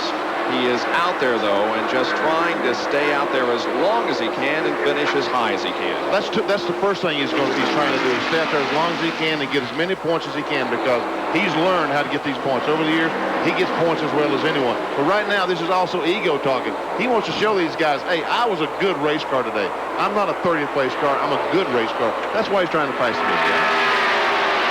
He's having fun. Exactly. 27 laps behind.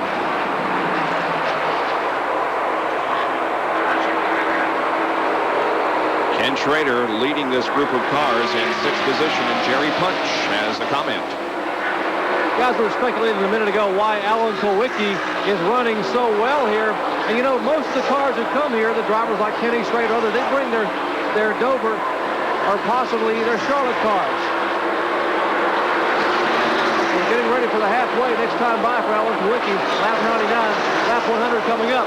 But you know, Alan Kulwicki decides that this track is so tough and so demanding, he brings his Bristol, Tennessee car. The same car he ran at Bristol back early in the year. You know what happened up there? He set on a pole and dominated all afternoon at Larry O'Carrier's High Bank half-mile facility. They're coming across a tunnel turn, headed for the halfway point. Let's go up to John Kernan. As we approach the halfway point, Kulwicki's crew looking on very, very interested. They like to pocket that $10,000 bonus. Now, talking with Paul Andrews, you notice how Allen had to run a few laps before he could get around.Ey've got the car set up where it's just a little bit tight with fresh tires and a full load of fuel. After he runs 10 to 12 laps, the car starts to take off, and Kulwicki pockets that $10,000 first prize. And guys, we should see Ernie Irvin in the pits the next time by. He's been radioing in, complaining that his car is still too tight. 100 laps have been completed, and our leader at the halfway lap is Alan Kulwicki. He takes home the $10,000 Gillette Halfway Challenge Award if you've entered the contest and are called at home and you can correctly identify him as the winner of the Gillette Halfway Challenge. You could win the Chevrolet Lumina Z34. Again, the name to repeat if you're called is Alan Kulwicki, leader at the halfway point here in the Champion Spark Plug 500. John Kernan mentioned it, but it's pretty significant. Maybe we ought to mention it again. You know, not only does the viewer get a new Chevrolet Lumina, but he does get $10,000. Not bad. That's and not the bad. last lap speed was over 155 miles an hour. There's Dave Marcus that Kulwicki's going by front straight away. Dave's in 24th position, just 1 lap down. Now about to be, he is 2 laps down now. That's Brett Bodine out in front of him. Brett made a pit stop about 5 laps ago. Came out in front of the leader. Here's that battle again. That's 6th, 7th. Walter 7th. Bill Elliott is 8th. Rusty Wallace is 9th. Ken Schrader is 5th. There he is out in front of the track. Here's Earnhardt. He wants to pass somebody else. They'll let him. Darrell's not going to fight with him. Yeah, he just told Darrell, look, I was a good race car today. I won't show up in the paper tomorrow, but I was.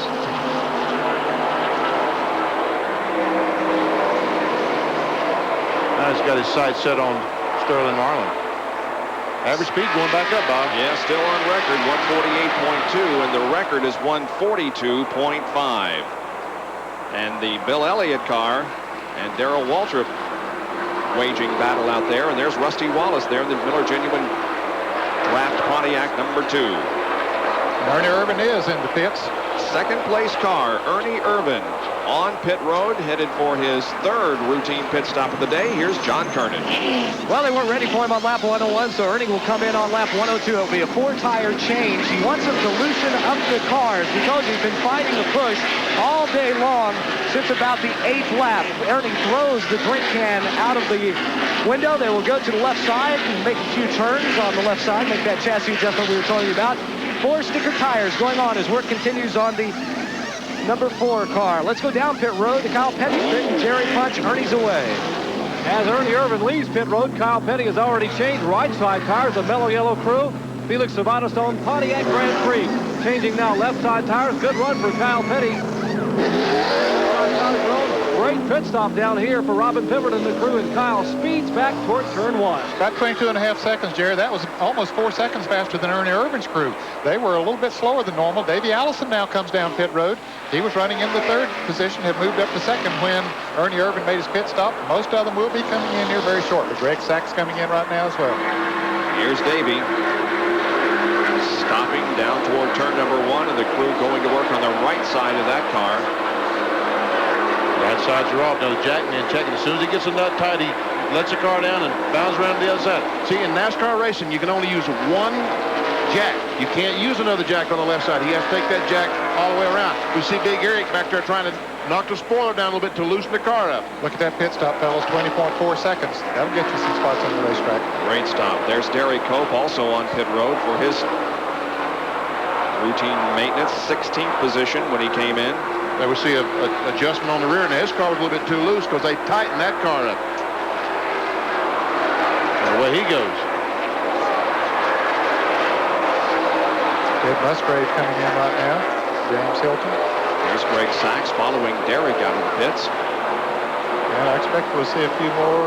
Yep, Ken Schrader coming down pit road this time around. Here's Schrader and Dale Jarrett right behind him. These stops again under green. 70-mile-an-hour speed limit, and Jerry Punch Ken is headed toward you. Kenny Schrader bringing his Chevrolet Lumina to a halt. Now, Kenny had complained that the cars was a little bit too tight, so chassis specialist Frank Edwards, as soon as he can go over the wall after they have fueled the car, he will take a couple of rounds of bite out of the back of the car. They have changed right side tires. Schrader's crew now working on the left side. And Dale Jarrett in the Interstate Battery Chevrolet. He had a tire problem. The car not handling very well.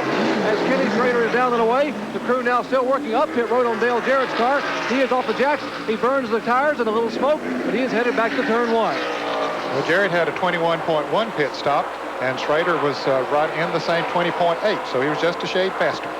And the leader of the race continues to be Alan Kowicki, but he will be coming in before too long. Here is Darrell Waltrip rolling toward his pit area. And Sterling Marlin and Jeff Bodine. John Kernan is there. Darrell Waltrip pulling the Western Auto Chevrolet Lumina down pit road into his pit stall. It will be a 4-tire change, scheduled green flag stop. As you see an extra man over the window or over the wall there with a rag as he wipes along the window because of all that tar and stuff from the racetrack that gets up on the windshield, makes it very, very hard to see. They will make a chassis adjustment on the right side. They now have the left side up. Darrell gunning the engine. It is full. They wait for the lug nuts to be tightened. Darrell is down and away. 21.6 seconds for Darrell Waltrip. Here comes Sterling Marlin moving back out onto the racetrack. We can see that Darrell was about a second quicker than Sterling in his pit stop. Jeff Bodine, a good pit stop by the Bud Moore crew, Motorcraft Ford. Marlin moving the Maxwell House Coffee Ford back up to speed. There is Alan Kowicki, who is still leading.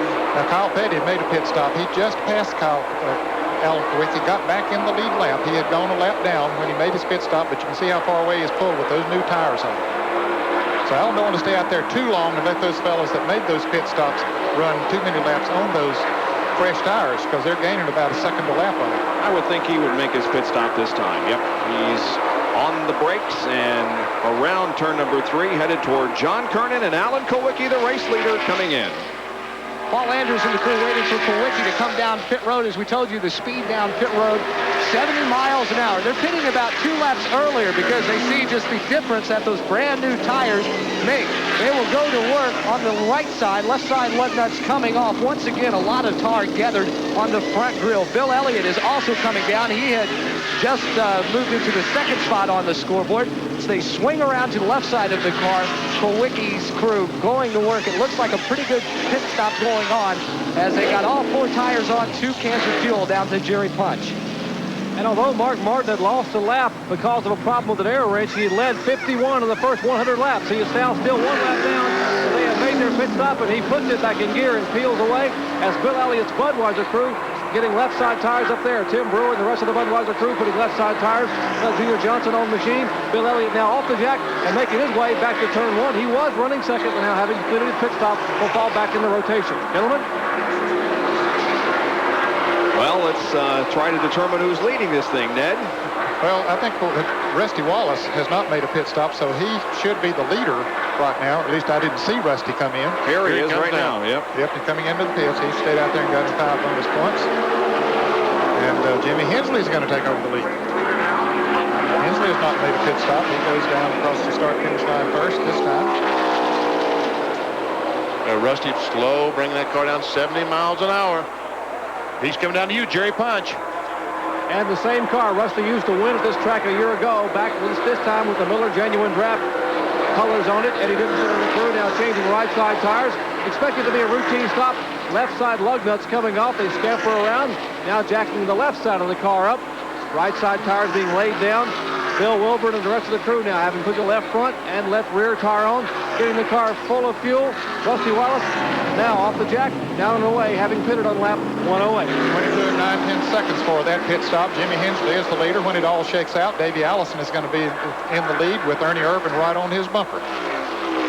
Rusty Wallace building back up speed as a record crowd looks on in the Champion Spark Plug 500 from Pocono. We'll be right back.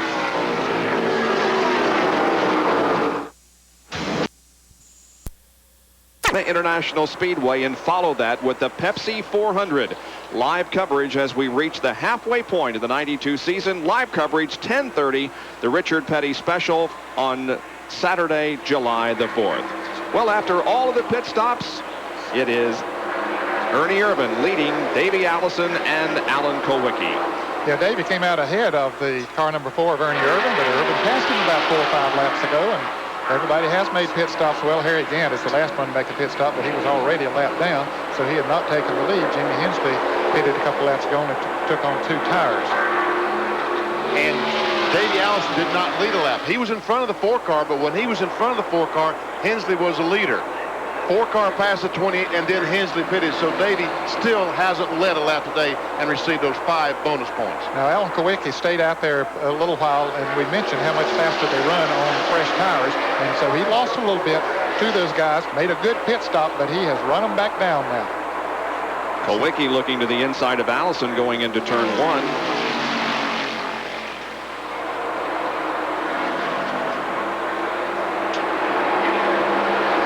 The leader, Ernie Irvin, 4 car, the 28 car, Allison second. Now Alan Kowicki just to the right of your screen, the number 7, the orange and white car. I tell you, fellas, Ernie Irvin did a good job of getting in and out of the pits because he was in the pits, a heck, about 6 seconds longer than Davey Allison, but of course he had a lead on Davey before they went into the pits. There is Jimmy Hensley in the number 66 car, a lap down, running in 12th position. John? Well, Ned mentioned it on this last pit stop that Bob Johnson chose to go with 2 tires. That was right side tires only. They had checked their tire wear, and they think they'll be okay. They figured they had to do something to catch up with these guys like Ernie Irvin and Alan Kowicki and Davey Allison, who are running away at the front without any cautions to bunch their field back up. They got to do something to get their car in a position to win or to place it in the top 5. So they decided to go with only 2 tires. We'll have to wait and see what kind of an effect that has if Jimmy has to come in and pit before he runs out of fuel this next time. If he has to pit for tires, I mean. I think it'll cost him speed on the racetrack, John. We've had a change in second position as Alan Kowicki has moved around Davey Allison, so now it's Irvin, Kowicki, and Allison. Kowicki just has the fastest race car on the track, fellas. That car is very, very good. The Hooters Thunderbird going good. It sure appears that way, and he is the only. We keep talking about shifting, but Of the 3 cars you're seeing on the screen right now, he's the only car that's shifting. Right now, about right now, he should be drawing the car down in 4th gear or overdrive. He should be putting the car in overdrive. Now, he's going down towards turn 1. He will hit the brakes, and now he should be downshifting into direct drive or 4th gear in a normal transmission. That would be in the 3rd gear spot, but it was still, the ratio would be a normal 4th gear, normal transmission 4th gear. It's 1-to-1 in the 3rd position. Look for your favorite driver as we give you another Napa Field summary. Dale Jarrett picked up 4 spots on that round of pit stops. And you can see now there are only 11 cars in the lead lap. Hut Strickland was up there. We had 13 cars on the lead lap. Hut, when he came in for his pit stop to raise the hood on the Ray Bestis Chevrolet, so he lost some extra time. So you're going to see him. There he is in 25th position now. He's 2 laps down. Here comes Kowicki on the inside. Challenge for the lead right at the start-finish line. Down into turn number 1. Kowicki on the inside and Irvin on the outside. And Allen has got the lead. And he has the lead, and he has about, 4 or 5 laps fresher tires these other 2 cars. So Kowicki should be able to stretch it out from here. Kowicki has led in 8 of the 13 races that we have had. 12, and of course he is leading today, and he has led the most laps in 3 of those events. Kowicki was the winner of the race at Bristol earlier this year. You can see he's beginning to pull away just a little bit from Ernie Irvin. Davey Allison still in the picture.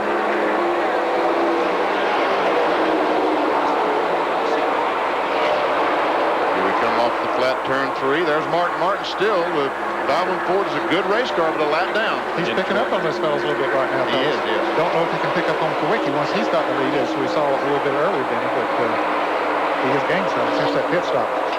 Man, oh man. There's a big separation between the 3rd place car and back here at this group. There's Ken Schrader just going through, and now here comes Darrell Waltrip in 5th. Darrell's 5th. Here comes Dale Jarrett trying to pass Kyle Petty, trying to take over the 6th position. Bill Elliott's right in there. So is Sterling Marlin. Wow, look at this. This is Greg Sachs on the inside. Passes both these fellas. Yeah.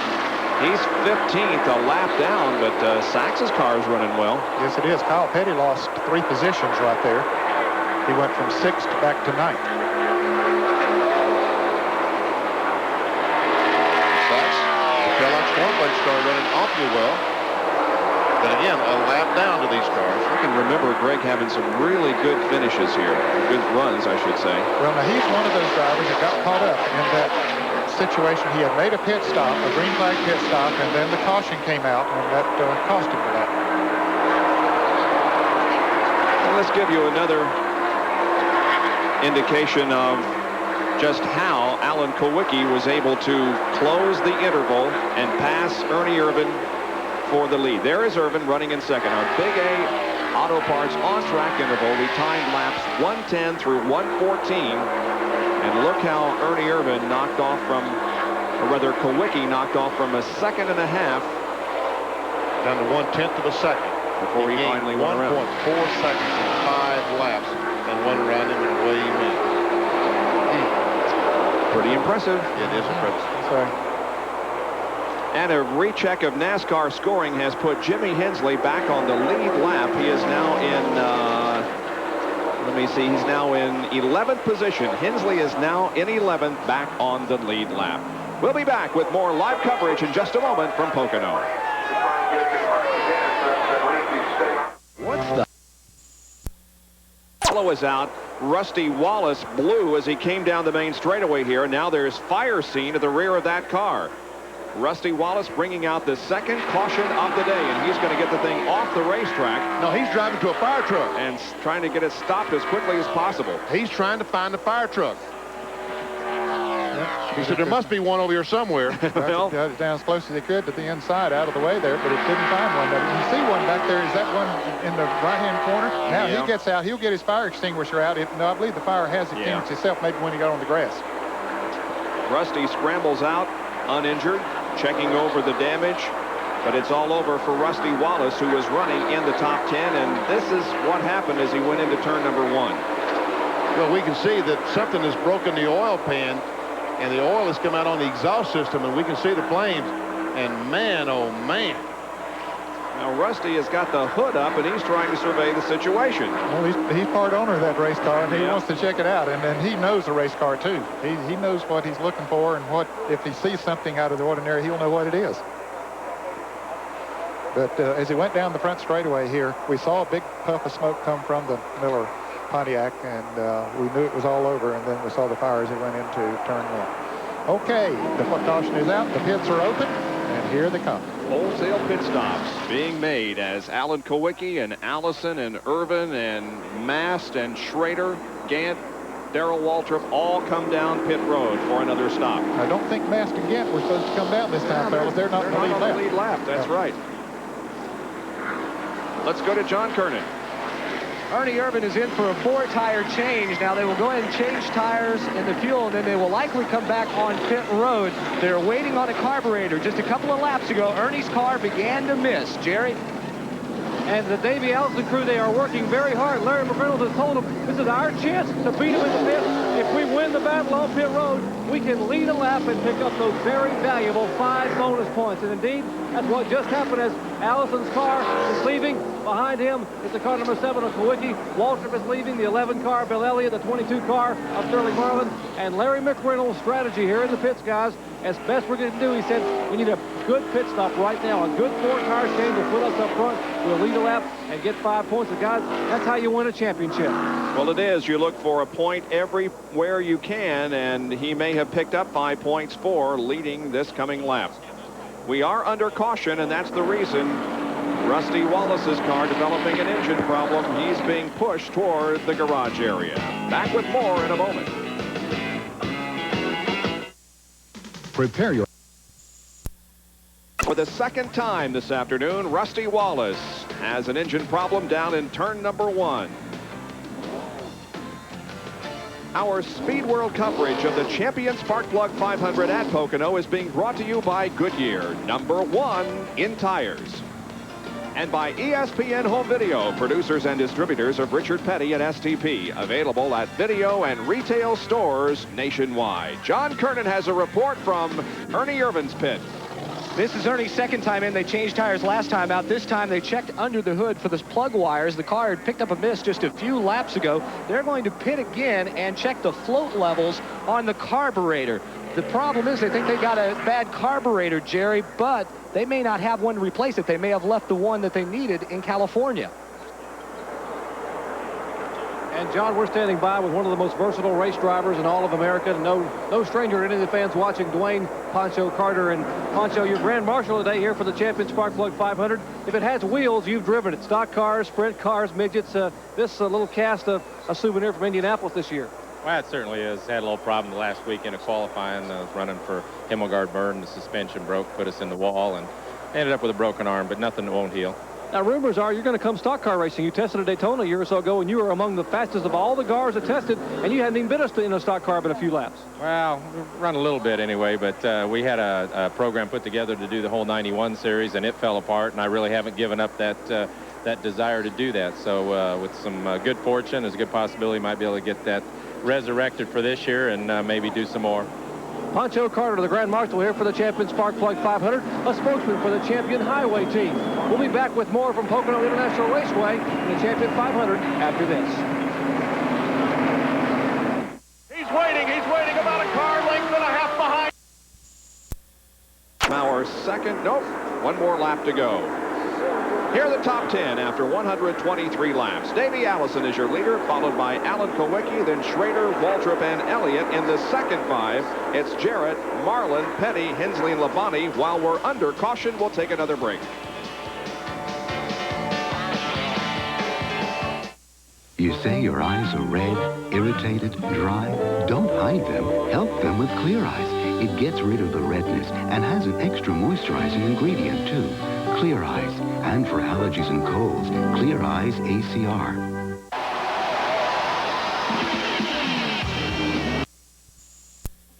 Dr. Jerry Punch back at Pocono International Raceway, getting set for a restart of the Champion Spark Plug 500. Now, as they come down, Davey Allison is the leader, but lined up right beside him, still trying to get the lap back, is Mark Martin. This might be his best opportunity to do that, but Davey gets him on the takeoff. Mark just couldn't quite go. Now he's back up to speed.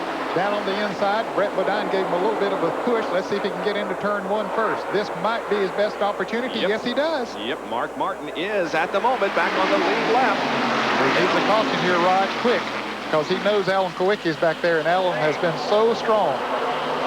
There we saw the 4-car Ernie Irvin back at the very tail end of the pack on this restart. He was in the pits a couple of times, working on whatever the problem was, trying to find that miss. Harry Gant also was in for a long time, had to hit up on his car. They pushed Butch Brickman's car into the garage area. He's out of the race. That 4-car is not running, is it, John? Well, they've got a very serious miss in it, Benny. They checked the carburetor. They determined that is not the problem. Tony Glover, the crew chief, says that he feels that they've broken something in the valve frame, possibly a valve spring. They've told Ernie to just go out there, ride around on 7 cylinders, and do the best that he can do. He's in 11th position right now, so Ernie Irvin is struggling with that car at the moment. As they come down, Mark Martin still leads them across the line. There's King Richard Petty as we go back up front. The leader of the race again is Davey Allison, who is 3rd in line, and now Brett Bodine is back on the lead lap. 4 Fords that you're seeing, and a Chevrolet is the 5th car. That's Greg Sachs behind those 4 Fords in the Kellogg's Cornflake Chevrolet. Now Alan Kowicki begins to challenge Davey for the lead.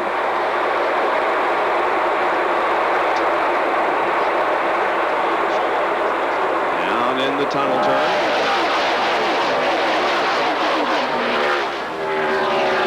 Dale Earnhardt, he's had all kinds of problems. It's been a good run today for Jimmy Hensley as we go back in with his Phillips 66 in-car camera. Now, we documented a while ago that for a while NASCAR had him a lap down. However, he has been given the lap back, and now Jimmy Hensley finds himself in 10th position. Well, that was just during the period of time when he made that pit stop, Bob, and they just hadn't, the scoring hadn't caught up to him at that time. And Jerry Punch has a comment on pit road.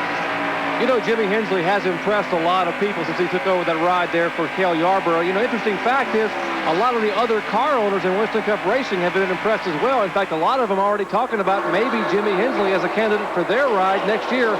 And some pretty good teams. So even though Jimmy doesn't really have a significant commitment, he wants to be very loyal to Cale Yarborough, he told me, but his options are still pretty open, and apparently he's impressed a lot of people, and again doing it today.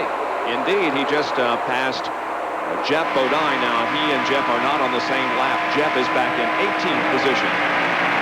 Now, we mentioned that they only changed 2 tires on Hensley's car when he made the green flag pit stop. Of course, once the caution came out, came back in, he was able to get 4 tires, so he's back even with everybody else in that respect now.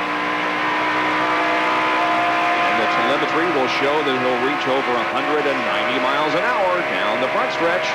Can you imagine hitting the brakes and making a left-hand turn at 109 miles an hour? What did he get down to, 140 or something in the middle of this corner? What do you mean, can I imagine? You used to do it and think nothing of it. I know. He didn't know he was going that fast. But, well, I had no speedometer like that in my car, and if Hensley had a speedometer in his car, he wouldn't do it either. Looking back, Terry Labonte and Jeff Bodine behind. There's Dick Trickle on the inside, looked like the Snickers car. Bobby Hamilton up there in that white Country Town car. Looked like Trickle or whoever that was having some kind of problem. Looked like he was slow. Yes, that is Trickle, and he is very slow across the tunnel corner. Trickle's currently being shown in 19th position, 1 lap behind the leaders, the Snickers Ford. There's Jimmy Hensley. Yep. Out of Ridgeway or Horse Pasture or one of those suburbs of Martinsville. Horse Pasture. Suburb of Martinsville. And there's Mark still up there, and Brett Bodine staying up in front of Davey Allison. Here's another Napa Field summary for you. Davey Allison is the leader. He has led 10 of 13 races so far this year. Those 10 cars are in the lead lap. Average speed that last lap, 158.45.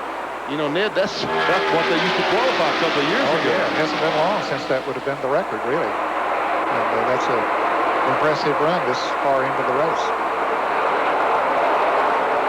Kowicki's car seems like it takes a little while to get it to going after he puts new tires on it. Now, maybe this set of tires Or maybe Davey Allison just running faster, but he hasn't been able to catch Mark Martin or Brett Bodine there. And Kawicki sitting right there on his bumper. And, of course, Martin and Brett Bodine, they and their crews praying for a caution.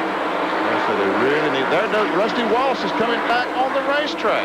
Wow, must have broken an oil line or something. He must have broken an oil line off. Looked like he broke something in the engine and knocked a hole in the oil pan. But there he goes. Yep, he goes back into the race in 27th position.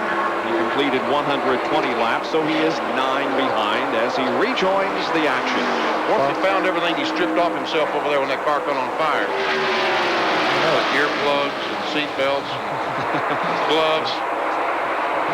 Let's go to Jerry Punch, who has more on this story.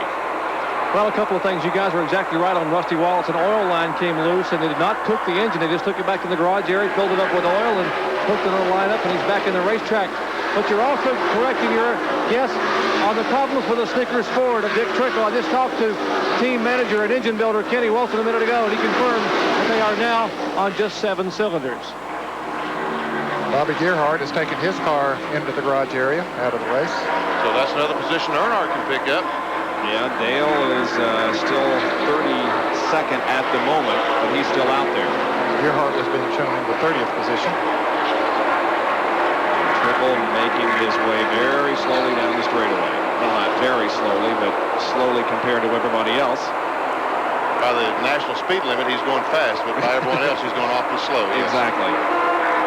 131 laps have been completed out of 200. Davey Allison is leading Alan Kawicki at Pocono International Raceway.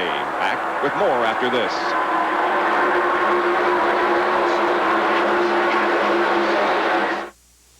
FBI statistics report that 1 in 40 cars will be stolen this year.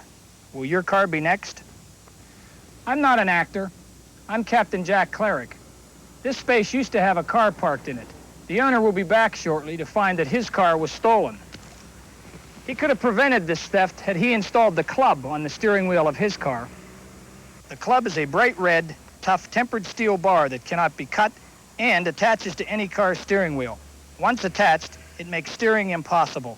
Plus, because of its high visibility, an auto thief will walk away from your car and look for an easier, unprotected target. After testing, we recommend the club for Operation Lockup. So why not do what millions of other Americans and police officers are doing? Protect your car with the club. But please beware of cheap imitations. Make sure that... Alan Kowicki's car. Waltrip has passed him. Here comes Schrader to pass him, and Bill Elliott will soon. John Kernan, what might be the problem with Alan? Bob, I just talked to Paul Andrews, the crew chief, and he says, the car's just a little tight right now, so he's just kind of dropping back to take it easy. Remember, we had documented earlier that Alan's car was set up to be just a little bit tight on new tires and a full load of fuel. So right now, they're not concerned about anything, but it does look like he has slowed down quite a bit. Man. Yeah, he's slowed down more than just, I don't know. He might still be okay, but it just doesn't seem to have the speed on the crash up in turn 3. No speed on the straightaway. Dale Jarrett crashes in turn number 3. And the 7 car had a huge tire mark on the side of his car where he and the 25 car to get together. And Mark Martin and Brett Bodine both get their laps back. They've got to race back to the line, and Dale Jarrett's still sitting there. He's sitting a little bit outside the groove that they normally use coming off there. Of course, the spotters will tell him where he is. And the 18 car has now moved down into the grass safely off the racetrack. Good. As the leaders come off of the second corner, and they're now approaching turn number 3, and Martin and Bodine are still ahead of Davey Allison. They'll be coming into yours. There they are, right there. There they come down. And yes, it's official now. Martin and Brett Bodine both back on the lead lap. They get to make up 2.5 miles. It's only our 3rd caution of the day. It's been a very safe race so far here at Pocono, and Dale Jarrett has been really the only driver to make serious contact with the concrete. His car sits down in turn number 3 on the grass. 135 completed, so we'll see probably some pit stops made here under caution. Oh, yes. And Davey Allison, the pace car, is going to pull out just after he comes off this tunnel corner and pick him up. Greg Sachs did not get his lap back. The yellow car directly behind Davey. We'll be seeing the pace car in just a second pull out. Actually, it's a pace truck. There it is. But the thing with the lights going around. Exactly. GMC. Yeah, they'll make pit stops, Bob, because they were in a position that it was going to be awfully close for them to make it on one more pit stop, but now they can make it on one more pit stop after this one. Yep. And I'll tell you, that 7 car has a huge dent in the right front, in the right door of his car, and a big tire mark. So he and Schrader made some pretty serious contact up in the corner. But Kawicki's car just didn't seem to be running as fast down the straightaway. I don't know. We'll see. Down to Jerry Punch as they come down for pit stops. And Davey Allison getting ready to have his car serviced here, the Texaco Haviland crew. They wanted to try to keep the 26 car and the 6 car a lap down, but Davey just didn't quite have enough muster to keep them back there, so they got their lap back. And now he will have to contend with those cars when we go back to green. 28 on the top of your screen, 17. The defending champion of this race, Darrell Waltrip, in the Western Auto Chevrolet on the bottom. Right side on the car, number 28. They will come around now to the left side. And left side tires going on by Jeff Hammond and the crew there of the Darrell Waltrip machine. 4 at the top of your screen. Chevrolet on the bottom. Waltrip is down and away. And now Davey Allison is down and away. And apparently Darrell Waltrip's car stalled. They're pushing him, pushing, trying to get the car started. And finally Darrell Waltrip able to pull away, but the car stalling and got it refired, but it cost him at least about 6 extra seconds here in the pits. Let's go to John Kernan. Jerry, what it sounded like what happened is Darrell may have lost a gear or something. In fact, that's what we're hearing right now as the crew comes back across the pit wall. When they dropped the jack, he popped the clutch, and it just sounded like it was spinning, that it didn't want to go. The tires were not spinning, but something was. So we're going to have to check with Jeff Hammond and see. That might be a serious problem for Darrell Waltrip. Well, he didn't lose much, maybe a couple of positions on pit road, but it could mean trouble later on down the line. You can see John checking with Jeff. We'll have a report as to what might have happened with Darrell in a moment.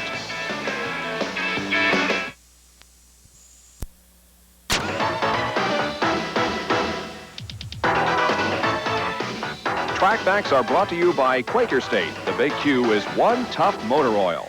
If you were to take a look at a bare chassis, you might realize that car construction has lost some of its twist in 1992. Now, this is a Chevrolet Lumina that will be driven by Ricky Rudd. In years past, the firewall would be simply a thin piece of sheet metal. But this year's car has all these added support bars here, adding some torsional stability to this vital section of the car.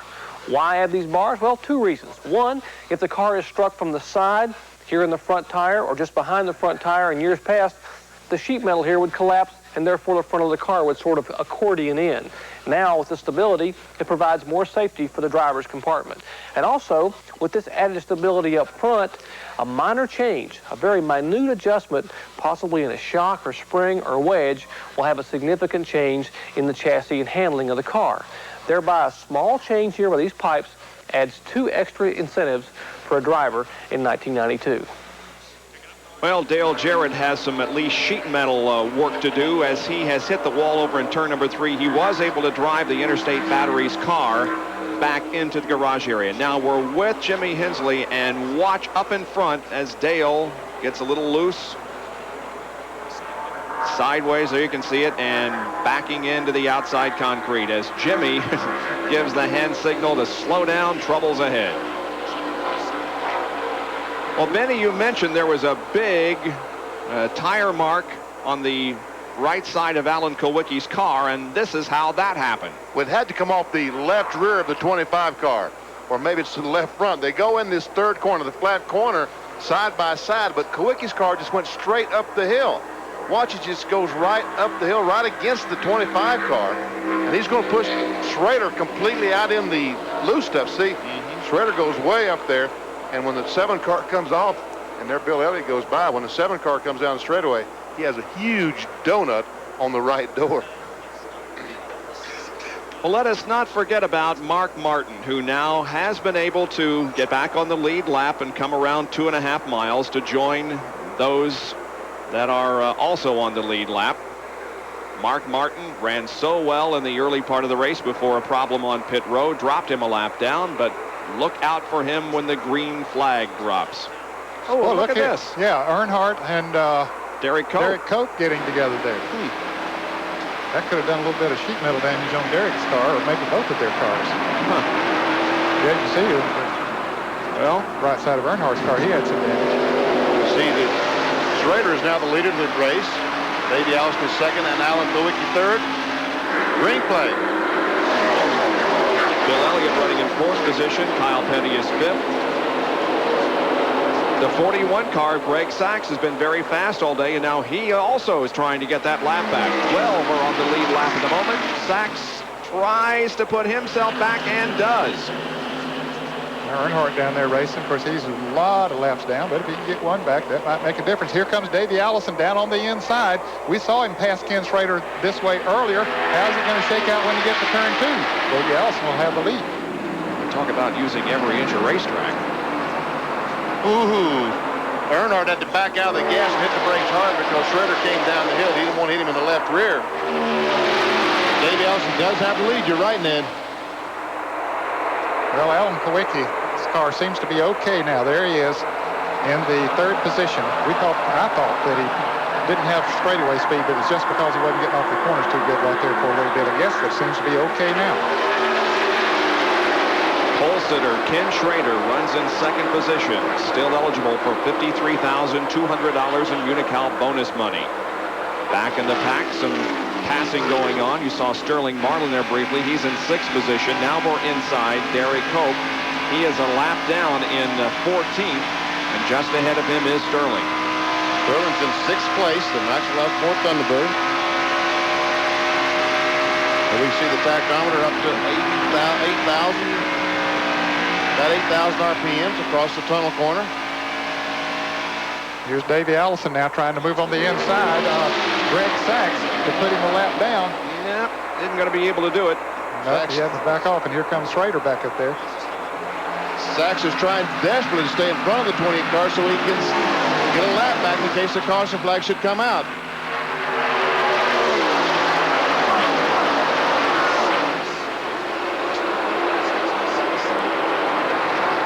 Sachs, Allison. There's Mark Martin there on the inside, looking inside of Derek Cope. The interval at this point from first back to 10th is just a little over a second. And here's Mark Martin once again moving to the inside of Derek Cope. Takes that spot away. There's Schrader looking on the outside of Davey Allison. He's not going to try that, believe me.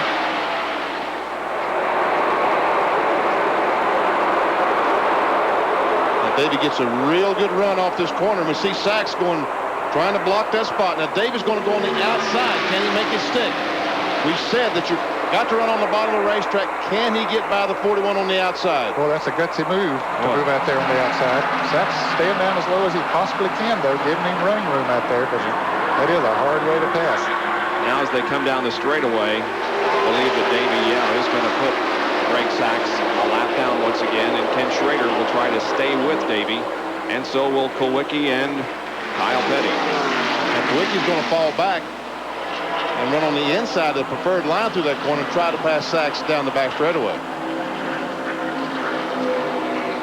And Kyle Petty, look at him up in fourth spot right behind Kowicki. Bill for Kyle and Bill.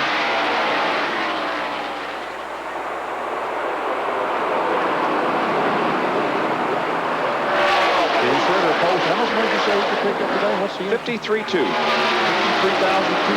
The 25 car Kenny Schrader would pick up if he should win the race. Now he's the only guy eligible to win this money. Unocal bonus. Kowicki here, he's going to try to get by the 41 car. He crashed up on him. There's Kyle Petty. Those guys pulled away from Petty 2 or 3 car lengths down the straightaway. Bill Jarrett coming back out, and laps down. Petty hasn't won a race in 1992. His last victory was in March of 91 in Rockingham.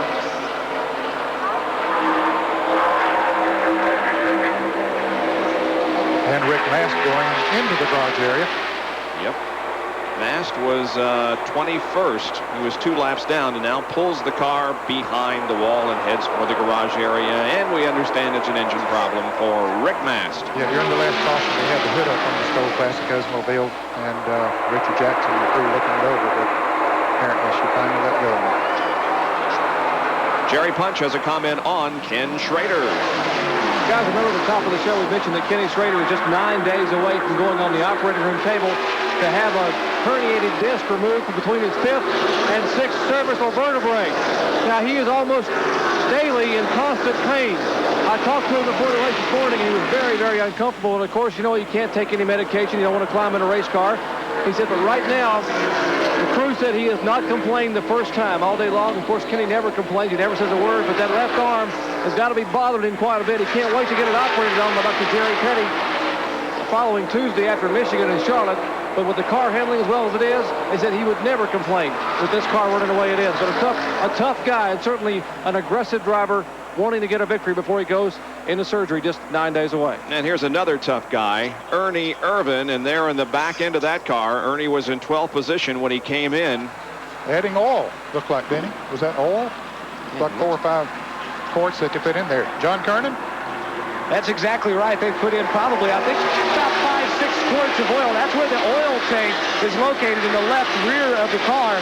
And they've had to put in about 5 or 6 quarts. Ernie recalled when he had that miss, they thought it was a valve train problem, possibly a broken valve spring. He's now got somewhat of an oil leak, so the oil is leaking out. They've had to come in and replace it. So Ernie Irvin takes the Kodak Film Chevrolet back onto the 2.5-mile track they call Pocono International. Meanwhile, Mark Martin has worked his way up to the 6th spot. I realize he's not on the screen right now, but let's can't keep lose track of this Mark Martin because he might be a contender before this baby's over. Right now, the contenders are Davey Allison and Ken Schrader, 1st and 2nd. Ford against Chevrolet here. Now, for you fans that might have tuned in late and wonder why we're talking about Mark Martin, well, he lost a lap on a miscue in the pits when apparently one of the air wrenches malfunctioned, and he got a lap down and has been trying for a couple hundred miles to get back in the lead lap. He finally did, and is in contention.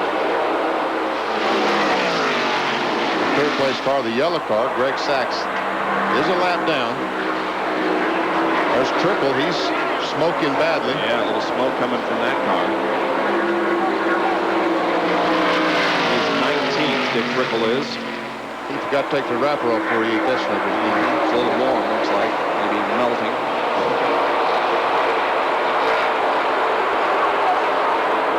They're going to black flag Trickle as he comes down.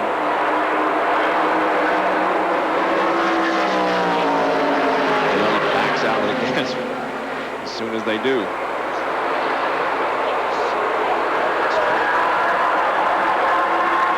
There is the leader, Davey Allison in the Havoline Ford, as he looks for another victory in 1992. We'll be back with more after this from Pocono International.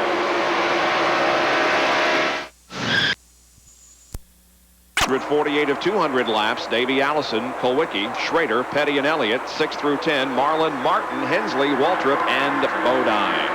The leaders come down the straightaway. There's Davey.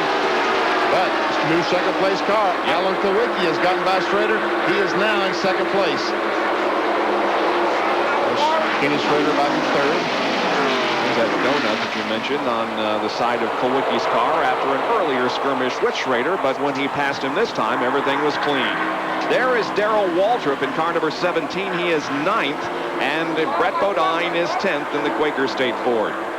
Both these guys in the lead lap. Remember just what, a few laps ago, the last caution flag, Brett Bodine and Mark Martin got their lap back. The track record, just a little off record pace right now because of that third caution period caused by Dale Jarrett. We'll take care of that, no problem. Yep. We got no more caution flags. We will set a new record today. Race is going very quickly. We've only got 51 more laps to go, and it's only 20 minutes after 3 Eastern time. Allison continues to circle the racetrack with no problems, looking for win number 4 in the 1992 season. He won Daytona, of course, won at North Wilkesboro and at Talladega. Here's a good battle for 4th place as Sterling Marlin got on the inside of Kyle Petty there and took it away. Mark Martin went by as well. So Marlin moves into 4th. The 6th car of Mark Martin moves up in, I should say, 5th place. That's what 5th, 6th, and 7th we're looking at there. Bill Elliott's in 5th place.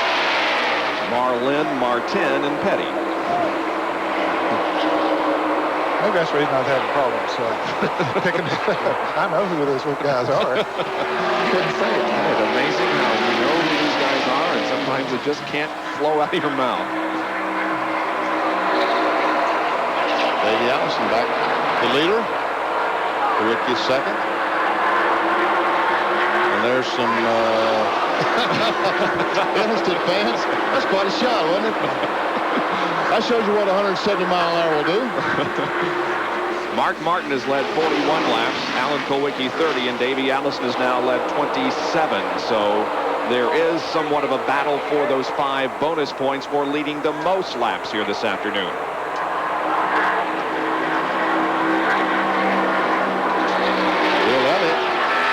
Fourth place car, there's fifth, his teammate. Both these cars out of Junior Johnson stable up in North Wilkesboro. And both have been quietly in the top 10 all afternoon. First and second, Allison Kulwicki. And we're going to pan the camera back and just try to show you the relationship between these two cars. In third place, there's Schrader. Now let's go back to fourth. Elliott and Marlon and Marlin and Martin. You can't say it either. Now you've got them. I got them names messed up. You can't say it. Well, those guys need to make a pit stop so we can talk about them. Spread out a little bit. Yeah.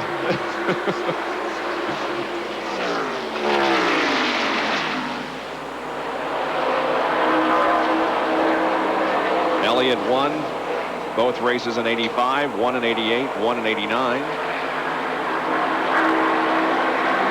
Sterling Marlin still has never won a NASCAR Winston Cup race. That really is unbelievable. It really is. It won so well.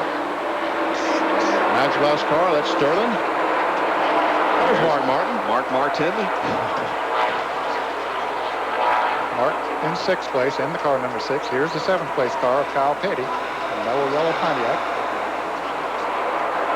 Next will be Dale Earnhardt. And let's see where he's now moved up 3 positions since he rejoined the race. He came back in 33rd and now is in 30th position. About what? 27 laps behind? That's pretty close. Okay. But he's 7 laps behind the 21 car of Morgan Shepherd. The outside pole sitter was right behind him. There's Hensley in the 66. Good run. 8th position right now. He's carrying our Phillips 66 in-car camera. Right behind Jimmy Hensley. Darrell Waltrip running 9th. The 10th place car, Brett Bodine, the Quaker State Ford. Mr. Western Auto Chevrolet. There's a Purelator Chevrolet, Derek Cope. In-car camera looking right at the back of Brett Bodine's car. He's in 13th, a lap down. There's the 15 car of Jeff Bodine.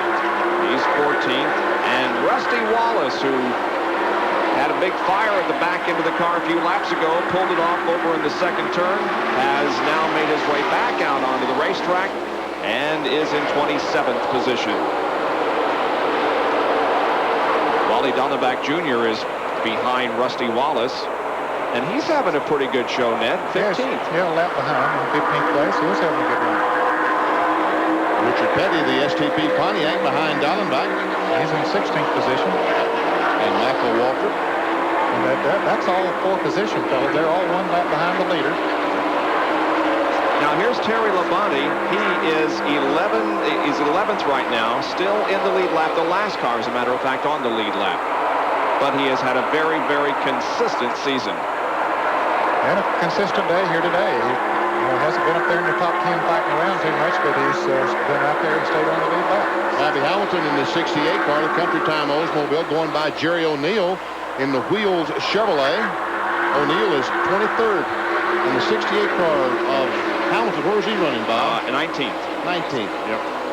And then there is a bunch of racetrack that nothing's happening in before we get back to Harry Gant, and he's 21st. Yeah, Harry not having a good day today. He's something wrong with the engine. There's James Hilton. James is back in 28th position right now. There is Dale Jarrett, who crashed but is back out on the racetrack. Ernie Irvin is 18th, a lap down. Jarrett is currently in the 25th position. 71 car, Dave Marcus, is the 20th spot. And we see a lot of smoke coming out of that 4 car. And Mike Potter has the only Buick in the field. He's the only car I think we haven't seen. You know, somebody told me the other day that the Buicks don't show up on the Manufacturers Championship points this year. So apparently there's not been, this is the first Buick we've seen this year. Yeah, could be. Yep, could be. There's Mike Potter out of Johnson City or Kingsport, somewhere in the Tri-Cities area of Tennessee. Down around Bristol International, which is being concreted, guys. What do you think about that? It's going to be interesting. Yeah, it is. It's really going to be. And, you know, Martinsville may put concrete in the corners. As I understand it, Bristol is going to concrete the entire racetrack. That's right. That's right. That's what I understand. Larry Carrier was just disappointed that the pavement that he's put down in the past few years is not held, so he's going to concrete it. There are the leaders once again, or the leader, Davey Allison, closely pursued by Alan Kowicki. 156 laps are completed out of 200 here at Pocono. 100 as Alan Kowicki was able to get by Davey Allison a couple of laps ago. He closed up on him in the tunnel corner, but then he came through the flat corner, through turn 3, got underneath Davey just as he exited the corner. It was a race down the front straightaway, and the 7 car won the race. So that's how Allen got the lead, and now let's take a look at the top 5 in NASCAR Winston Cup points and where they are running. Davey is now second. Earnhardt moving back up from the very early part of the race. Bill Elliott is 4th. Harry Gant is 21st, and Alan Kowicki is in 1st position, or is he? Nope. At the moment, Davey Allison has gotten back by Alan Kowicki. They are side by side as they come off of turn number 3. Another race down the front straightaway. Let's see who's going to win. Well, I tell you, that's a little bit of a surprise. I thought Kowicki would pull away once he got around Davey, but Davey's showing some strength here once again. So did I. He's not going to be able to pass him, though.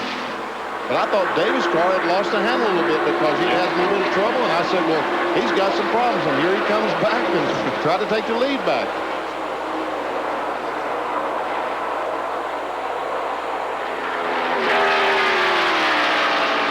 We have a couple of Fords running up front. The last time a Ford won here at Pocono was in July of 1990 when Jeff Bodine drove the victory.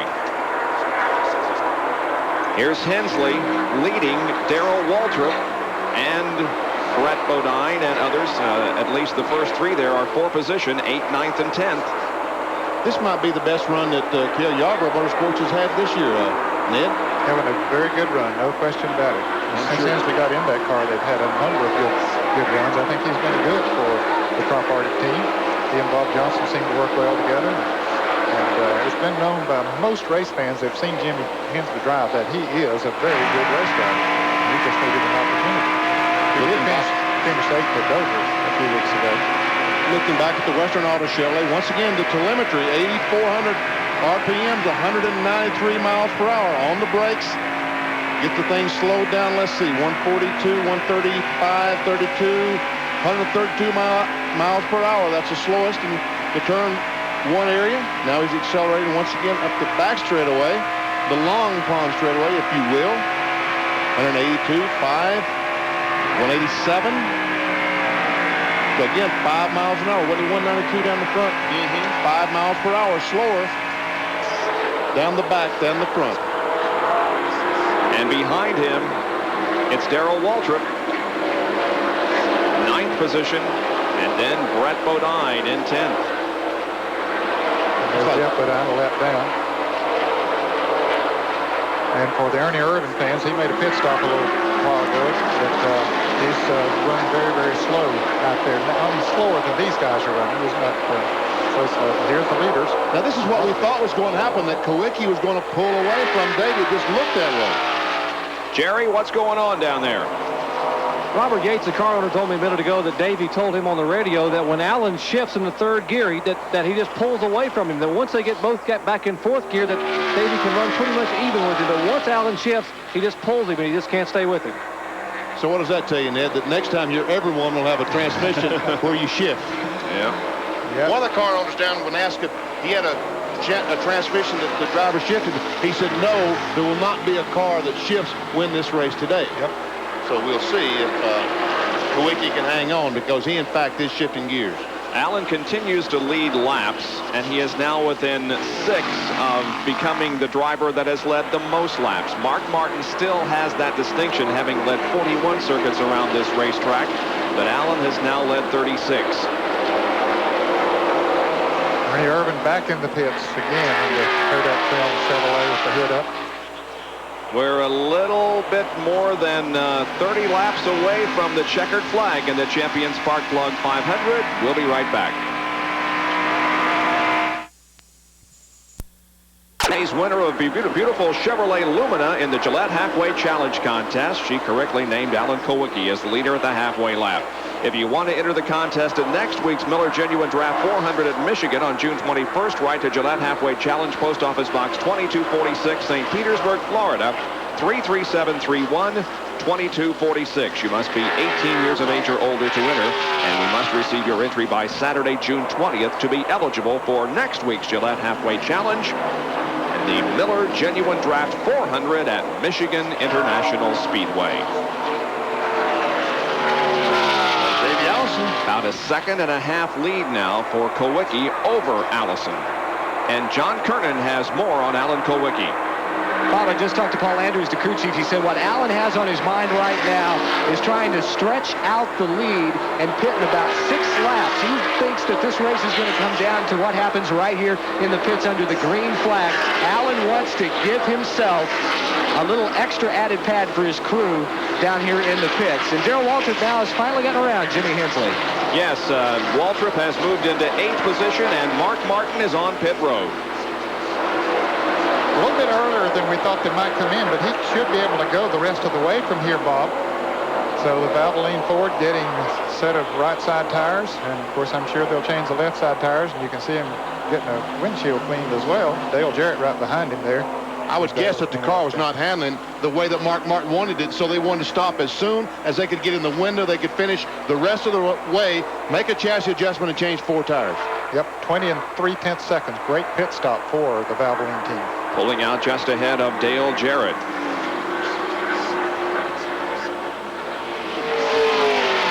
He did stay in the same lap. Alan Kowicki just went by, so don't count him out of a possible win here at Pocono. Well, we will have the pit stops by Kowicki and Davey Allison and others. Here comes Sterling Marlin, the 6th place car, in for a stop. And Brett Bodine, the 10th place car, coming in as well.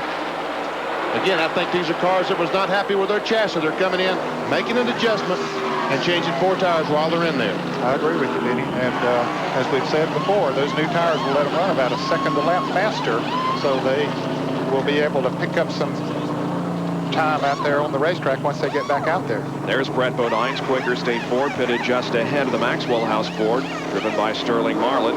Marlin's work is completed. He's rolling. Chassis adjustment being made on there of the Brett Bodine car. And he now is down off the jacks. 22 6/10 seconds for the Sterling Marlin car. And the 2nd place machine of Davey Allison now comes in. Jerry Punch is there. What should be the final pit stop of the day. Remember how well this crew performed just the last pit stop to get Davey back out up front so he can lead a lap. Now this pit stop critical to give him a chance to win the race. 1 can of fuel going in. They will change all 4 tires. Remember, we've seen a lot of miscues in the pits, a lot of failed equipment. And left side tires now going on. And the car fell off the jack. Davey Allison's car has fallen. They cannot get the car picked up. Oh, another problem in the pits.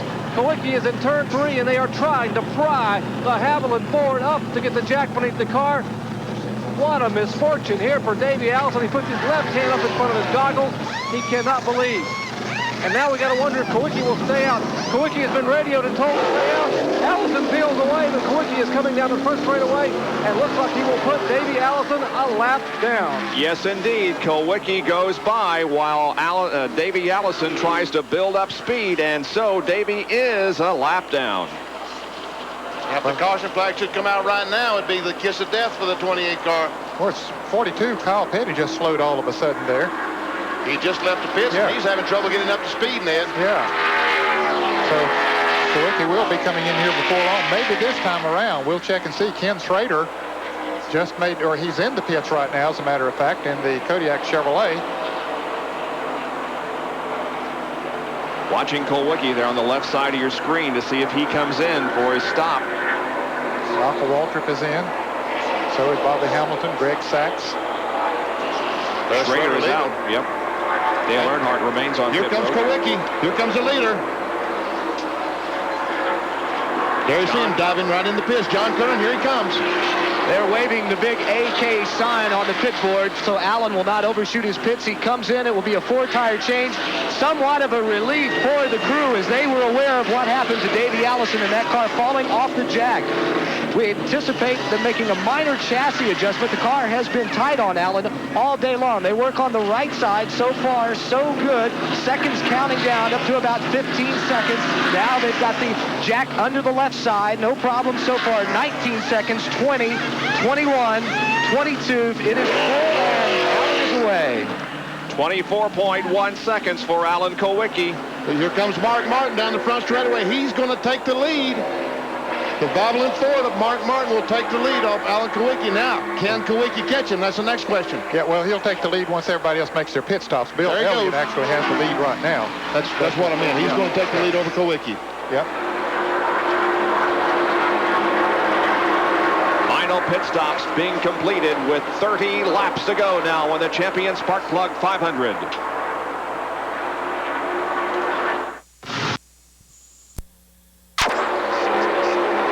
So he has it going. Here's the lead of the race, Jimmy Hensley in the Phillips 66 car. As you can see, this is the second time that Jimmy has had the Phillips 66 car in front. Second time today and the second time this year. Yep. And the second place car is Bill Elliott. He stopped and 2 tires. Changed right sides. What a strategy that Tim Brewer and those guys. And he was able to beat Mark Martin and Alan Kulwicki out of the pits. But can it last? Can he stay out there with the left sides more worn than Mark's or Kulwicki's? Well, he picked up about 9 or so seconds on him in the pits, so we'll see. The crew waits on Jimmy. He's between the second and third turns. We understand that the 66 car is also going to go for just 2 tires. Here he is in turn number 3. And is he coming for the pits? Nope, he's going to stay out for 1 more lap. Just hoping for that caution. This is Jimmy's 6th race for the Yarborough team.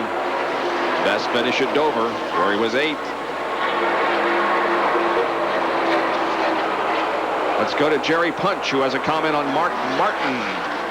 A minute ago, Mark Martin radioed his crew and said, what kind of pit stop did Elliott have? Where'd he come from? And they explained to him that Elliott only changed right side tires. Said, don't worry about Elliott. With just 2 right side tires, he won't outrun us. We got to be concerned with the 7 car. He's the guy that's going to be awfully tough to beat.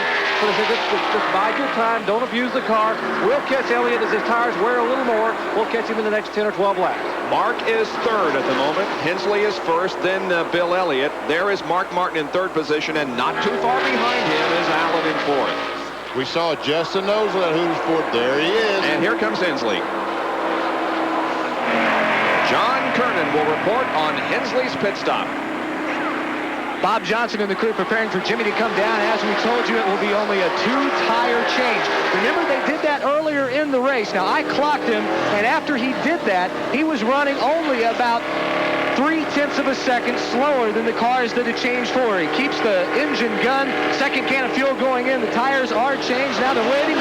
Hensley is away. 12.1 seconds, a very fast stop for 2 tires. Very good pit stop, no doubt about it. A good stop under the pressure the crew was put under because they realized that it's up to them to get a good pit stop so he can go out and try to beat some other cars. Very good point. There's pressure on the driver. There's also pressure on the pit crews in NASCAR Winston Cup competition. Back after this.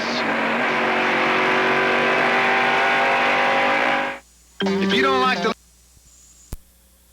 Spark Plug 500, and look at the tremendous crowd that's gathered here on this warm and humid Sunday afternoon to see some great racing. We have 23 laps to go in this race. The leader is Bill Elliott, and the second place now belongs to Alan Kulwicki as he was able to pass Mark Martin a lap ago. Right behind Elliott is Kowicki and Martin. And here's how Allen got second spot. Coming off turn one, going down the back straightaway, the long pond straightaway, gets under Mark Martin and just accelerates right by him. That Hooters 40 is definitely hooked up today. We are above the track record in terms of speed here this afternoon once again.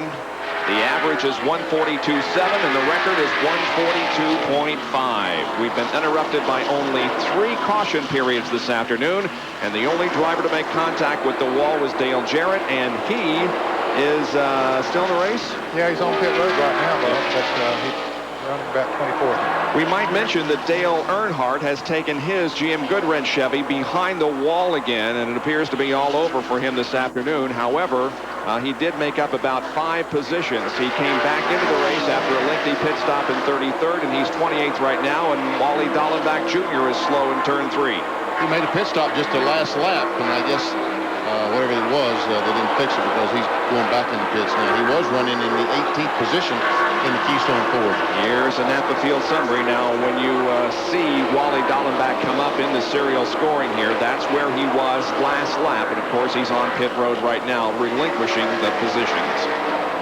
We have 11 cars on the lead lap with now 21 more laps to go. Wow, that's a bunch of oil out of that car going in the pits. What didn't it? Looked like yeah, he was leaving a trail. Yeah, he was. And you wonder if he left some on the racetrack somewhere, but evidently not, or somebody would have crashed by now. Yeah.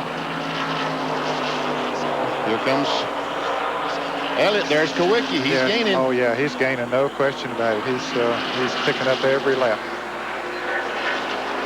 Those 2 tires on the Budweiser Ford got him out front for a while, but he really has been, since Kowicki got by Martin, he's been mowing him down.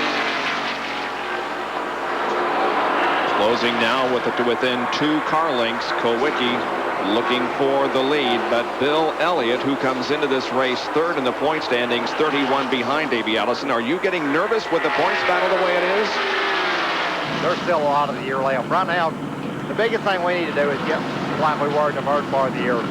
We've run pretty good the last couple of races. We've had a little bit of problem, though, you know, with a few things breaking, going wrong here and there. But that's a part of this business. You know, from this point on, we just need to make it all work for us, you know, and let some of these other guys have a little bit of trouble. We can see just how much better Kowicki's car is handling, how much better it's gripping through the turns in Elliott's car, because he changed 4 tires and Elliott only changed 2, and there he goes, taking the lead. Between Dave Marcus and Bill Elliott, Alan Kowicki reassumes command of this race on lap number 181. Whoa, Elliott, where'd he come from? Well, a burst of speed down into turn 1, but I believe with those pressure tires that Kowicki will be able to pull away as we head up towards the tunnel turn. There's Mark Martin, 3rd place, hanging in there. But Elliott has also kind of given Allen a run for his money here, but now Kowicki gets the car completely around the Budweiser Ford. In the tunnel turn, you got to back off for that monster. Now let's see if Elliott's going to try to dive under him going in 3. No. I think he's going to try to hold on to 2nd place. Yeah, that's what he'd like to do.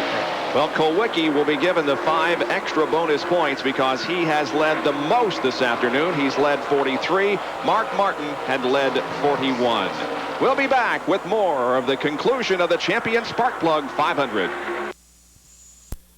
Today's live coverage of NASCAR Winston Cup racing from Pocono International Raceway, the Champion Sparkplug 500.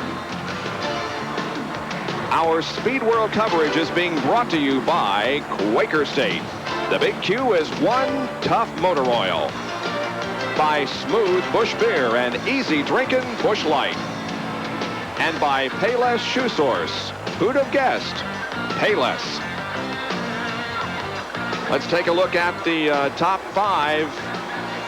With 16 laps to go, it's Alan Kowicki leading. Bill Elliott running in 2nd position. 3rd is Mark Martin. In 4th position, the pole sitter, Ken Schrader. And 5th is Davey Allison, the current Winston Cup points leader. We'll take another break and be right back with more live action.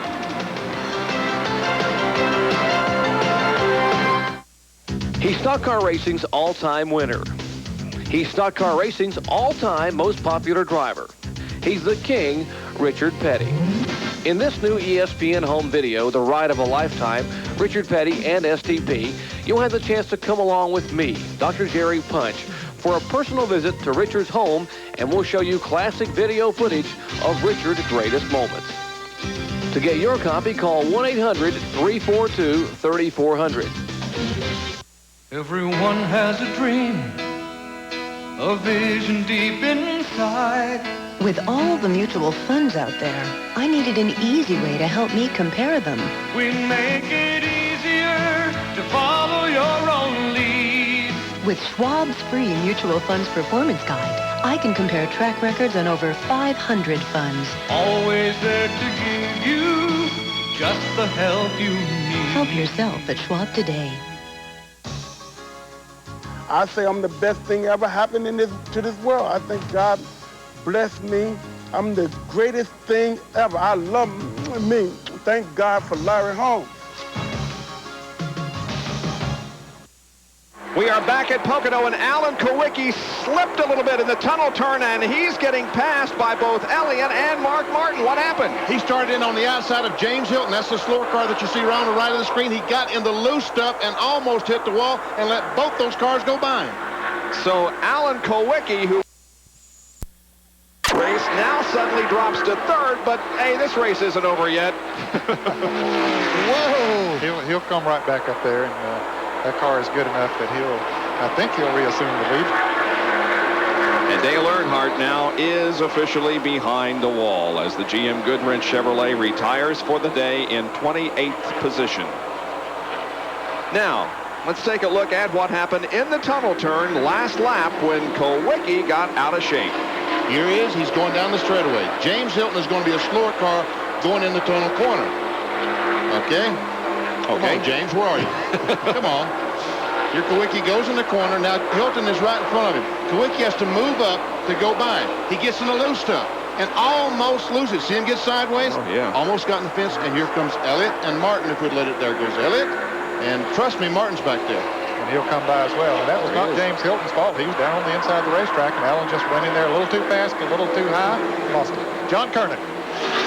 Well, Ned, Alan has talked with Paul Andrews, and apparently they think maybe James didn't give Alan enough room or whatever the case is, because Paul was not a happy man just a few moments ago. In fact, he went over and talked to the NASCAR official assigned to his pit to complain about that slower lap car not getting out of the way and giving Alan enough room.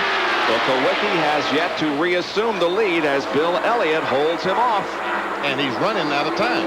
I hate to mention that, guys, but yeah, there's 13 laps to go. A little over 12 to go. Okay, now when he passed Elliott before, he had much fresher tires. Has that sort of equalized now after they've run this period of time? And Alan certainly used up some tires over there when he made that slip. Good point. Here he comes. Can he get on the inside and go by? Let's see. That time. Not going to make a run for it. They run down the straightaway, nose to tail. First, second, and third. 3 Fords, Elliott, Kowicki, Martin. Well, you know, the Chevrolet, they're General Motors cars, not all Chevrolets, had sort of taken control when Earnhardt won at Charlotte. And then, of course, Gann at Dover, Delaware. And last week, Ernie Irvin out at Sears Point. So General Motors cars had won 3 in a row, but now the Fords are coming back, it looks like. Kowicki still trying to get into first after a problem in turn 2. How do the 3 turns here at Pocono compare with the other tracks, Alan? These are probably the fastest flat turns that we run on the circuit. There's other racetracks where we run this faster, but the turns are always banked. There's no other place we go to where you enter a turn as flat as this or as tight a radius at the end of this long a straightaway. 189 laps completed, 11 more to go, and Elliott holds on to the lead, looking for his 5th win of the 1992 season. Elliott got the car a little bit loose that time, but Kowicki had chosen not to pass him on the inside, and while Elliott was chasing the car up the hill, Kowicki could not take advantage because he was following Elliott up there. They passed Darrell Waltrip going into that turn there. You can see Darrell coming up. Darrell's in 11th place. Now there are only 10 cars on the lead lap. Darrell seems maybe to have lost a cylinder or something. This car is not running very steamy down the straightaway. Yeah, looks like he's off his limb. The defending champion of this race in 11th position, Darrell Waltrip. Boy, we're set up for a great finish here. Here comes Allen on the inside. Kulwicki may get him going into turn number 3. He has the inside line, and yes, but Elliott battles back on the outside. Now, who's Mark Martin going to pick to help? It's a drafting deal. Who are you going to go? Oh, and Martin almost loses it coming off the 3rd turn. I'll tell you, that Budweiser Ford has some power down the straightaway, fellas. He really does. Look at him. What's he going to do? Who's going to win this race in the corner? Mark, don't know who to follow. Kulwicki will make it to turn 1 first. I think he'll win the race off the corner. Kulwicki. Because he's shifting. He's in a one-to-one situation. He's got about 200 RPM advantage over that 11 car. Now, here comes the 6. Can he get by the 11? Mark Martin alongside Elliott, headed for the tunnel turn. Yes, he's got 2nd spot. That's the best thing that could happen to Kulwicki. Them race a little bit back there. That let him pull away and get a little bit of a lead again. Mark Martin started 4th, has moved to 2nd.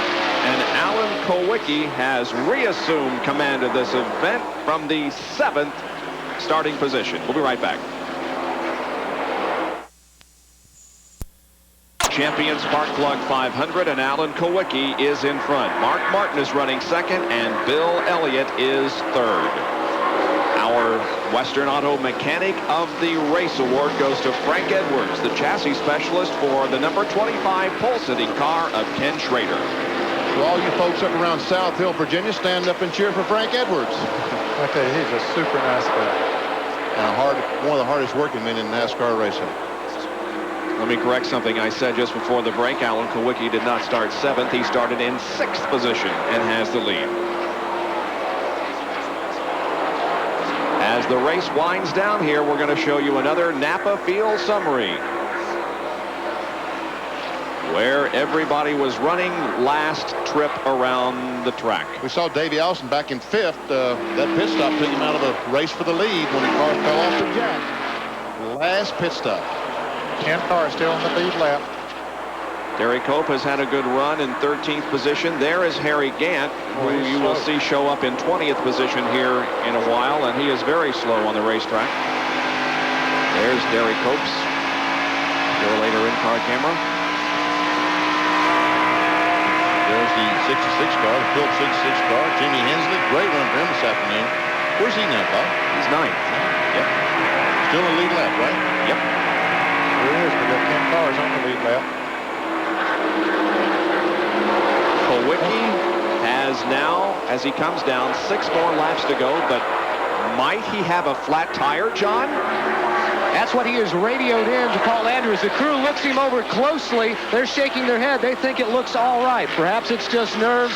Perhaps the car's still just a little bit tight on Allen and not doing what he wants. But they've got 2 tires up on pit wall right now.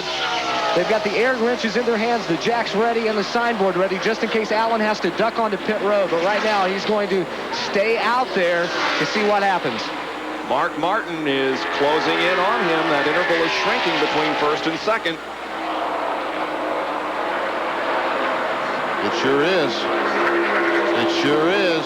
Here are the top 5 in points and where they're running. Allison 5th, Earnhardt out of the race. Will finish in around 28th position.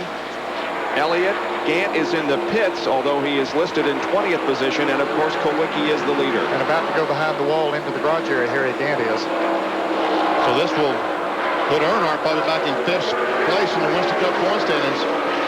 And 5 more laps to go for Kulwicki. Martin hasn't gained the last lap. He's not gaining the last lap, so I don't know. Those tires are up. Yep, those 2 look okay, the left side. Tell you what, if I looked at my rearview mirror and saw a car that close, I'd think something was wrong too. As hard as he's driven all day. Alan Kulwicki, should he win today's race, will register his 5th NASCAR Winston Cup career victory. And his 2nd of the year, which will almost assure him, when he won his first race at Bristol this year, put him on the winner circle program. And if he wins here today, it will most likely put him on the winner circle program for 1993. Another slow car. That's with Kulwicki's nemesis a little bit ago, but this time he's able to get by. Well, he's going by Mike Potter. I thought he was going to catch him back in the corner. Well, he ran over there and drafted him for just a moment, Benny, just to pick up any little bit that he could get on that straightaway, and then moved around him before he got into the corner. You'll recall that Kulwicki won his first Winston Cup race in his 85th start at Phoenix International Raceway. He was the 86 Winston Cup Rookie of the Year. And as Ned mentioned, he has already won this year on the high banks of Bristol. Well, that crew's sweating a little bit down there now, and I don't blame them. They are. I tell you, it's nailed back in time. See if that interval, it's definitely widening now. Yeah, it is. Yeah, he's pulling away a little bit now. Kulwicki has a bit of breathing room here over second place Mark Martin. Kulwicki's having trouble getting through that tunnel corner. Still having trouble getting through the tunnel corner. That time, there was no one around, and he had some problems. Well, he's only got to do it 3 more times. Okay. There's third place, Bill Elliott. I don't think it's going to be over none too soon for Mr. Kulwicki. Fourth is Schrader, and fifth is Davey Allison. Kulwicki came into this race 83 points behind in the quest for the Cup. 83 behind Davey Allison in 5th position. Well, we know that he's already gained 5. Yep. That's by leading the most laps. And so that cuts it down to 78. And if they finish where they're at, that's 20 more points. So that would cut him down to 58. So if all you Hooters restaurants around the country are tuned in now on your TVs watching this, congratulations. Yeah, let's hear a big cheer from everybody when he crosses the line. He's got 2 more laps to go. He comes off of turn number 3, completing lap number 198. Alan Kulwicki headed for victory in the Champion Spark Plug 500. And Mark Martin is pulled away from Bill Elliott. There's James Hildy's going by again down in turn 1, but this time he cleared it before he got to the corner. This is the first time that James Hilton has run until the end of the race in a long time, as far as I can remember. He's in 27th position. Well, he told me this morning he was going to run it as long as it would hang together. It looks like it's going to hang together. Mark Martin in second. I think the crew has pretty much decided not to change tires on this car, don't you? Yeah, I think so. They probably eased up a little bit there. They held their breath. There he is. He's put the jack down. Here's another lap car. He's taking it much easier going around this car, fellas. That's Jerry O'Neill, and here comes from Doyle Ford the white flag for Alan Kulwicki. 1 more lap to go on this 2.5-mile tri-oval at Pocono. There's the second place car, Mark Martin, the guy with the blue hood. Bill Elliott, the Doyle Ford, still in the picture. So he can't miss a beat. He has to run on 8 cylinders and not have any flat tires if he's going to win this baby. Yep. It isn't over yet. But he has about a half a lap to go now as Mark Martin continues his pursuit. Boy, they fought back. Yeah, they have. They got down and they fought back, and they've come as close as they can without winning. Just looks to me like Kulwicki's having all kinds of problems over that front corner here. Let's see how he negotiates it for the final time this afternoon. The crowd is on its feet at Pocono. Here comes Kulwicki off of turn number 4. The hats are waving. Alan Kulwicki takes the checkered flag and wins the Champion Spark Plug 500. His second win of 92 and his 5th career victory. And the margin of victory was 2.4 seconds over Mark Martin. Let's give a round of applause to the crew because they're the guys. He lost 2 race cars in Dover 2 weeks ago, and they fought back, and here they are in victory circle. Way to go, guys. Here's John Kernan. Paul, you guys, great job today. You had that big smile this morning in the garage here. I guess a short track car is the way to go here at Pocono. Well, you know, it's a short track car, but Pocono's a lot like a short track in some ways. It's got a long straightaway, which we've done a transmission, which I made up for that. I mean, it's a good running car. Alan drove a great race. Yesterday and last practice, the car was running great. You know, the guys done a super job all day today, and, you know, we deserved this thing, and we ran hard. We ran good all day. What about the nerves there at the end whenever he radioed in and thought he had a tire going down? Oh, yeah, that had me worried. It had him worried, too, you know, but, you know, he done the right thing by just taking another lap and making sure it was okay. That's Paul Andrews, winning crew chief for Alan Kulwicki and the crew. A happy crew, big smile on their faces, headed up to victory lane. And our congratulations to Alan and all the Hooters crew for a great run this afternoon. They're the top 5. Back after this. 100 has been won by Alan Kowicki. And he emerges from his car in victory lane. And the thousands of race fans gathered here stand and applaud and salute him. And our Kodak Gold Winner's Circle interviewer is Jerry Punch. And in Kodak Victory Lane, what a pretty picture here. Alan Kowicki. And Alan, the crowd was going nuts. A popular win for you. Congratulations. You know, I had to work for it a little harder than I wanted to there.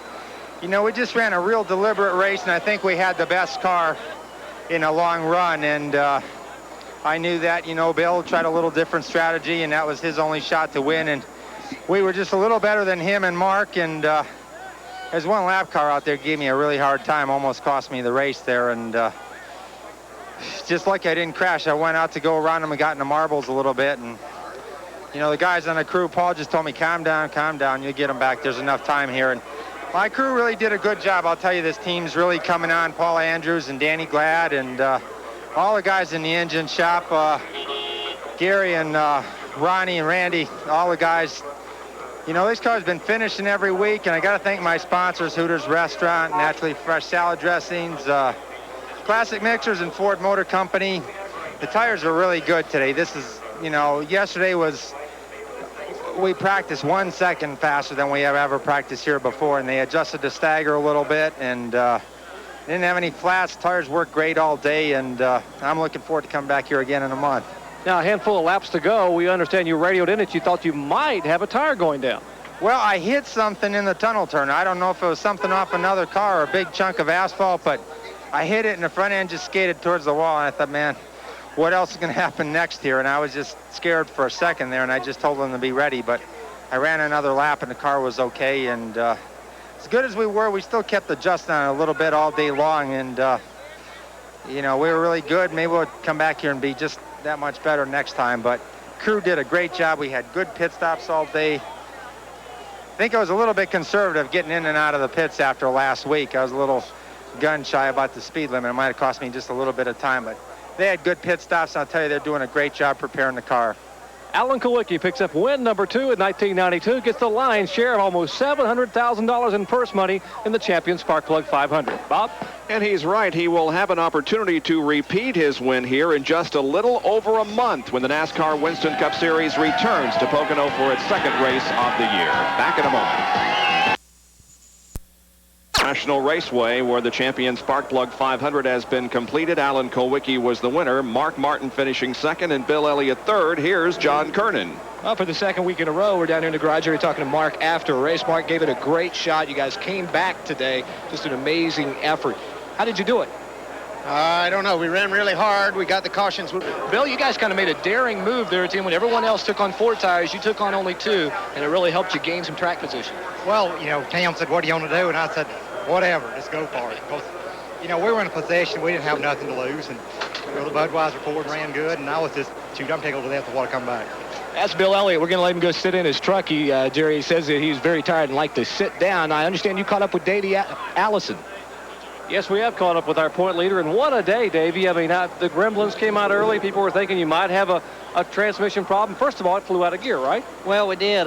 We had some trouble with the thing kicking out of high gear, and it did it once going into turn 2 and did it again over here going into turn 1 when Alan was right behind me one time. So even though I had a bungee cord in the car, I had to be real careful, and I had to hold it in gear when I'd roll off the throttle just to make sure. So I drove most of the race with one hand.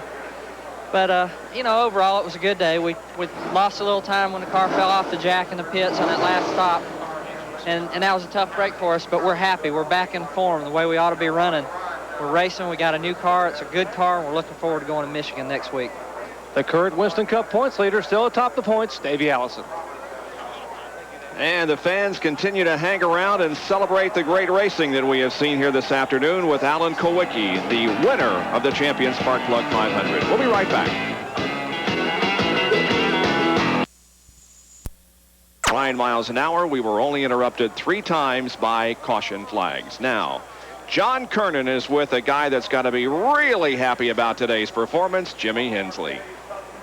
Yeah, Bob, Jimmy is very, very happy after a 9th place performance. First time here on the big track. Did you surprise yourself with the way you were able to drive out there and keep up with the big guns? Well, I thought yesterday in practice, you know, we ran pretty decent, and Bob Johnson had the car set up good today, and the crew just did a super job. It was just a good day for the Phillips Trop Arctic 66 Ford. The team, and they did super, and I halfway did my job and come up with a top 10 finish. So, you know, that's what we're looking for, just run good and be consistent, getting top 10, 12 cars, and, you know, one of these days we'll just move up a little more. So that's how we're looking at it.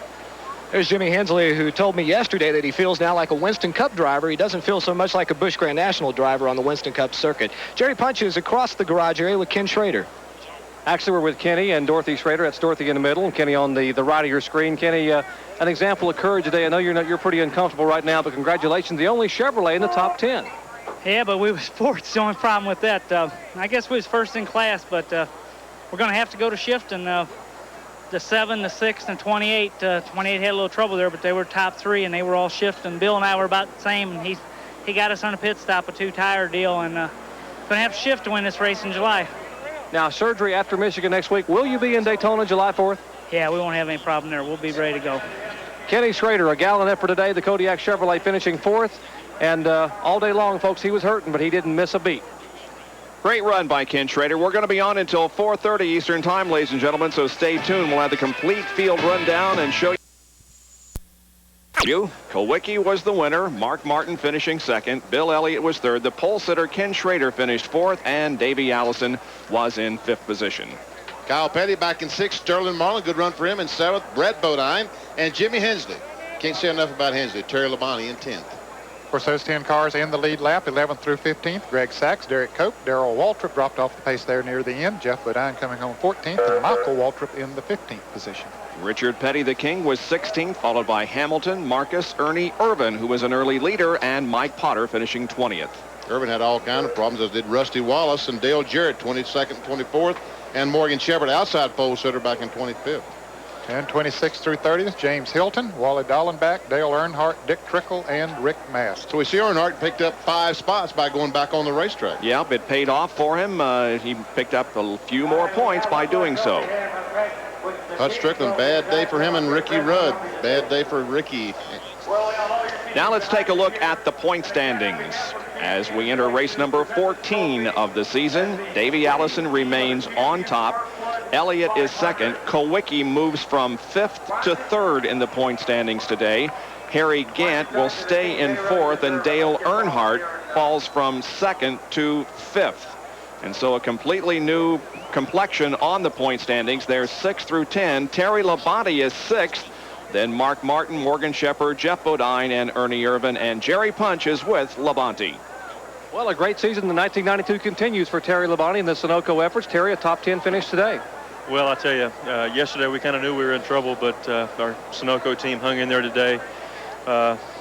We knew we were off a little bit, but we just got all we could get. So we finished 10th. We'll just try to be better next time we come back here.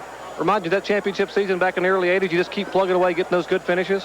Well, you know, really, this was, I think, the first bad race that we've really had in a long time. So, yeah, it does a little bit in a way.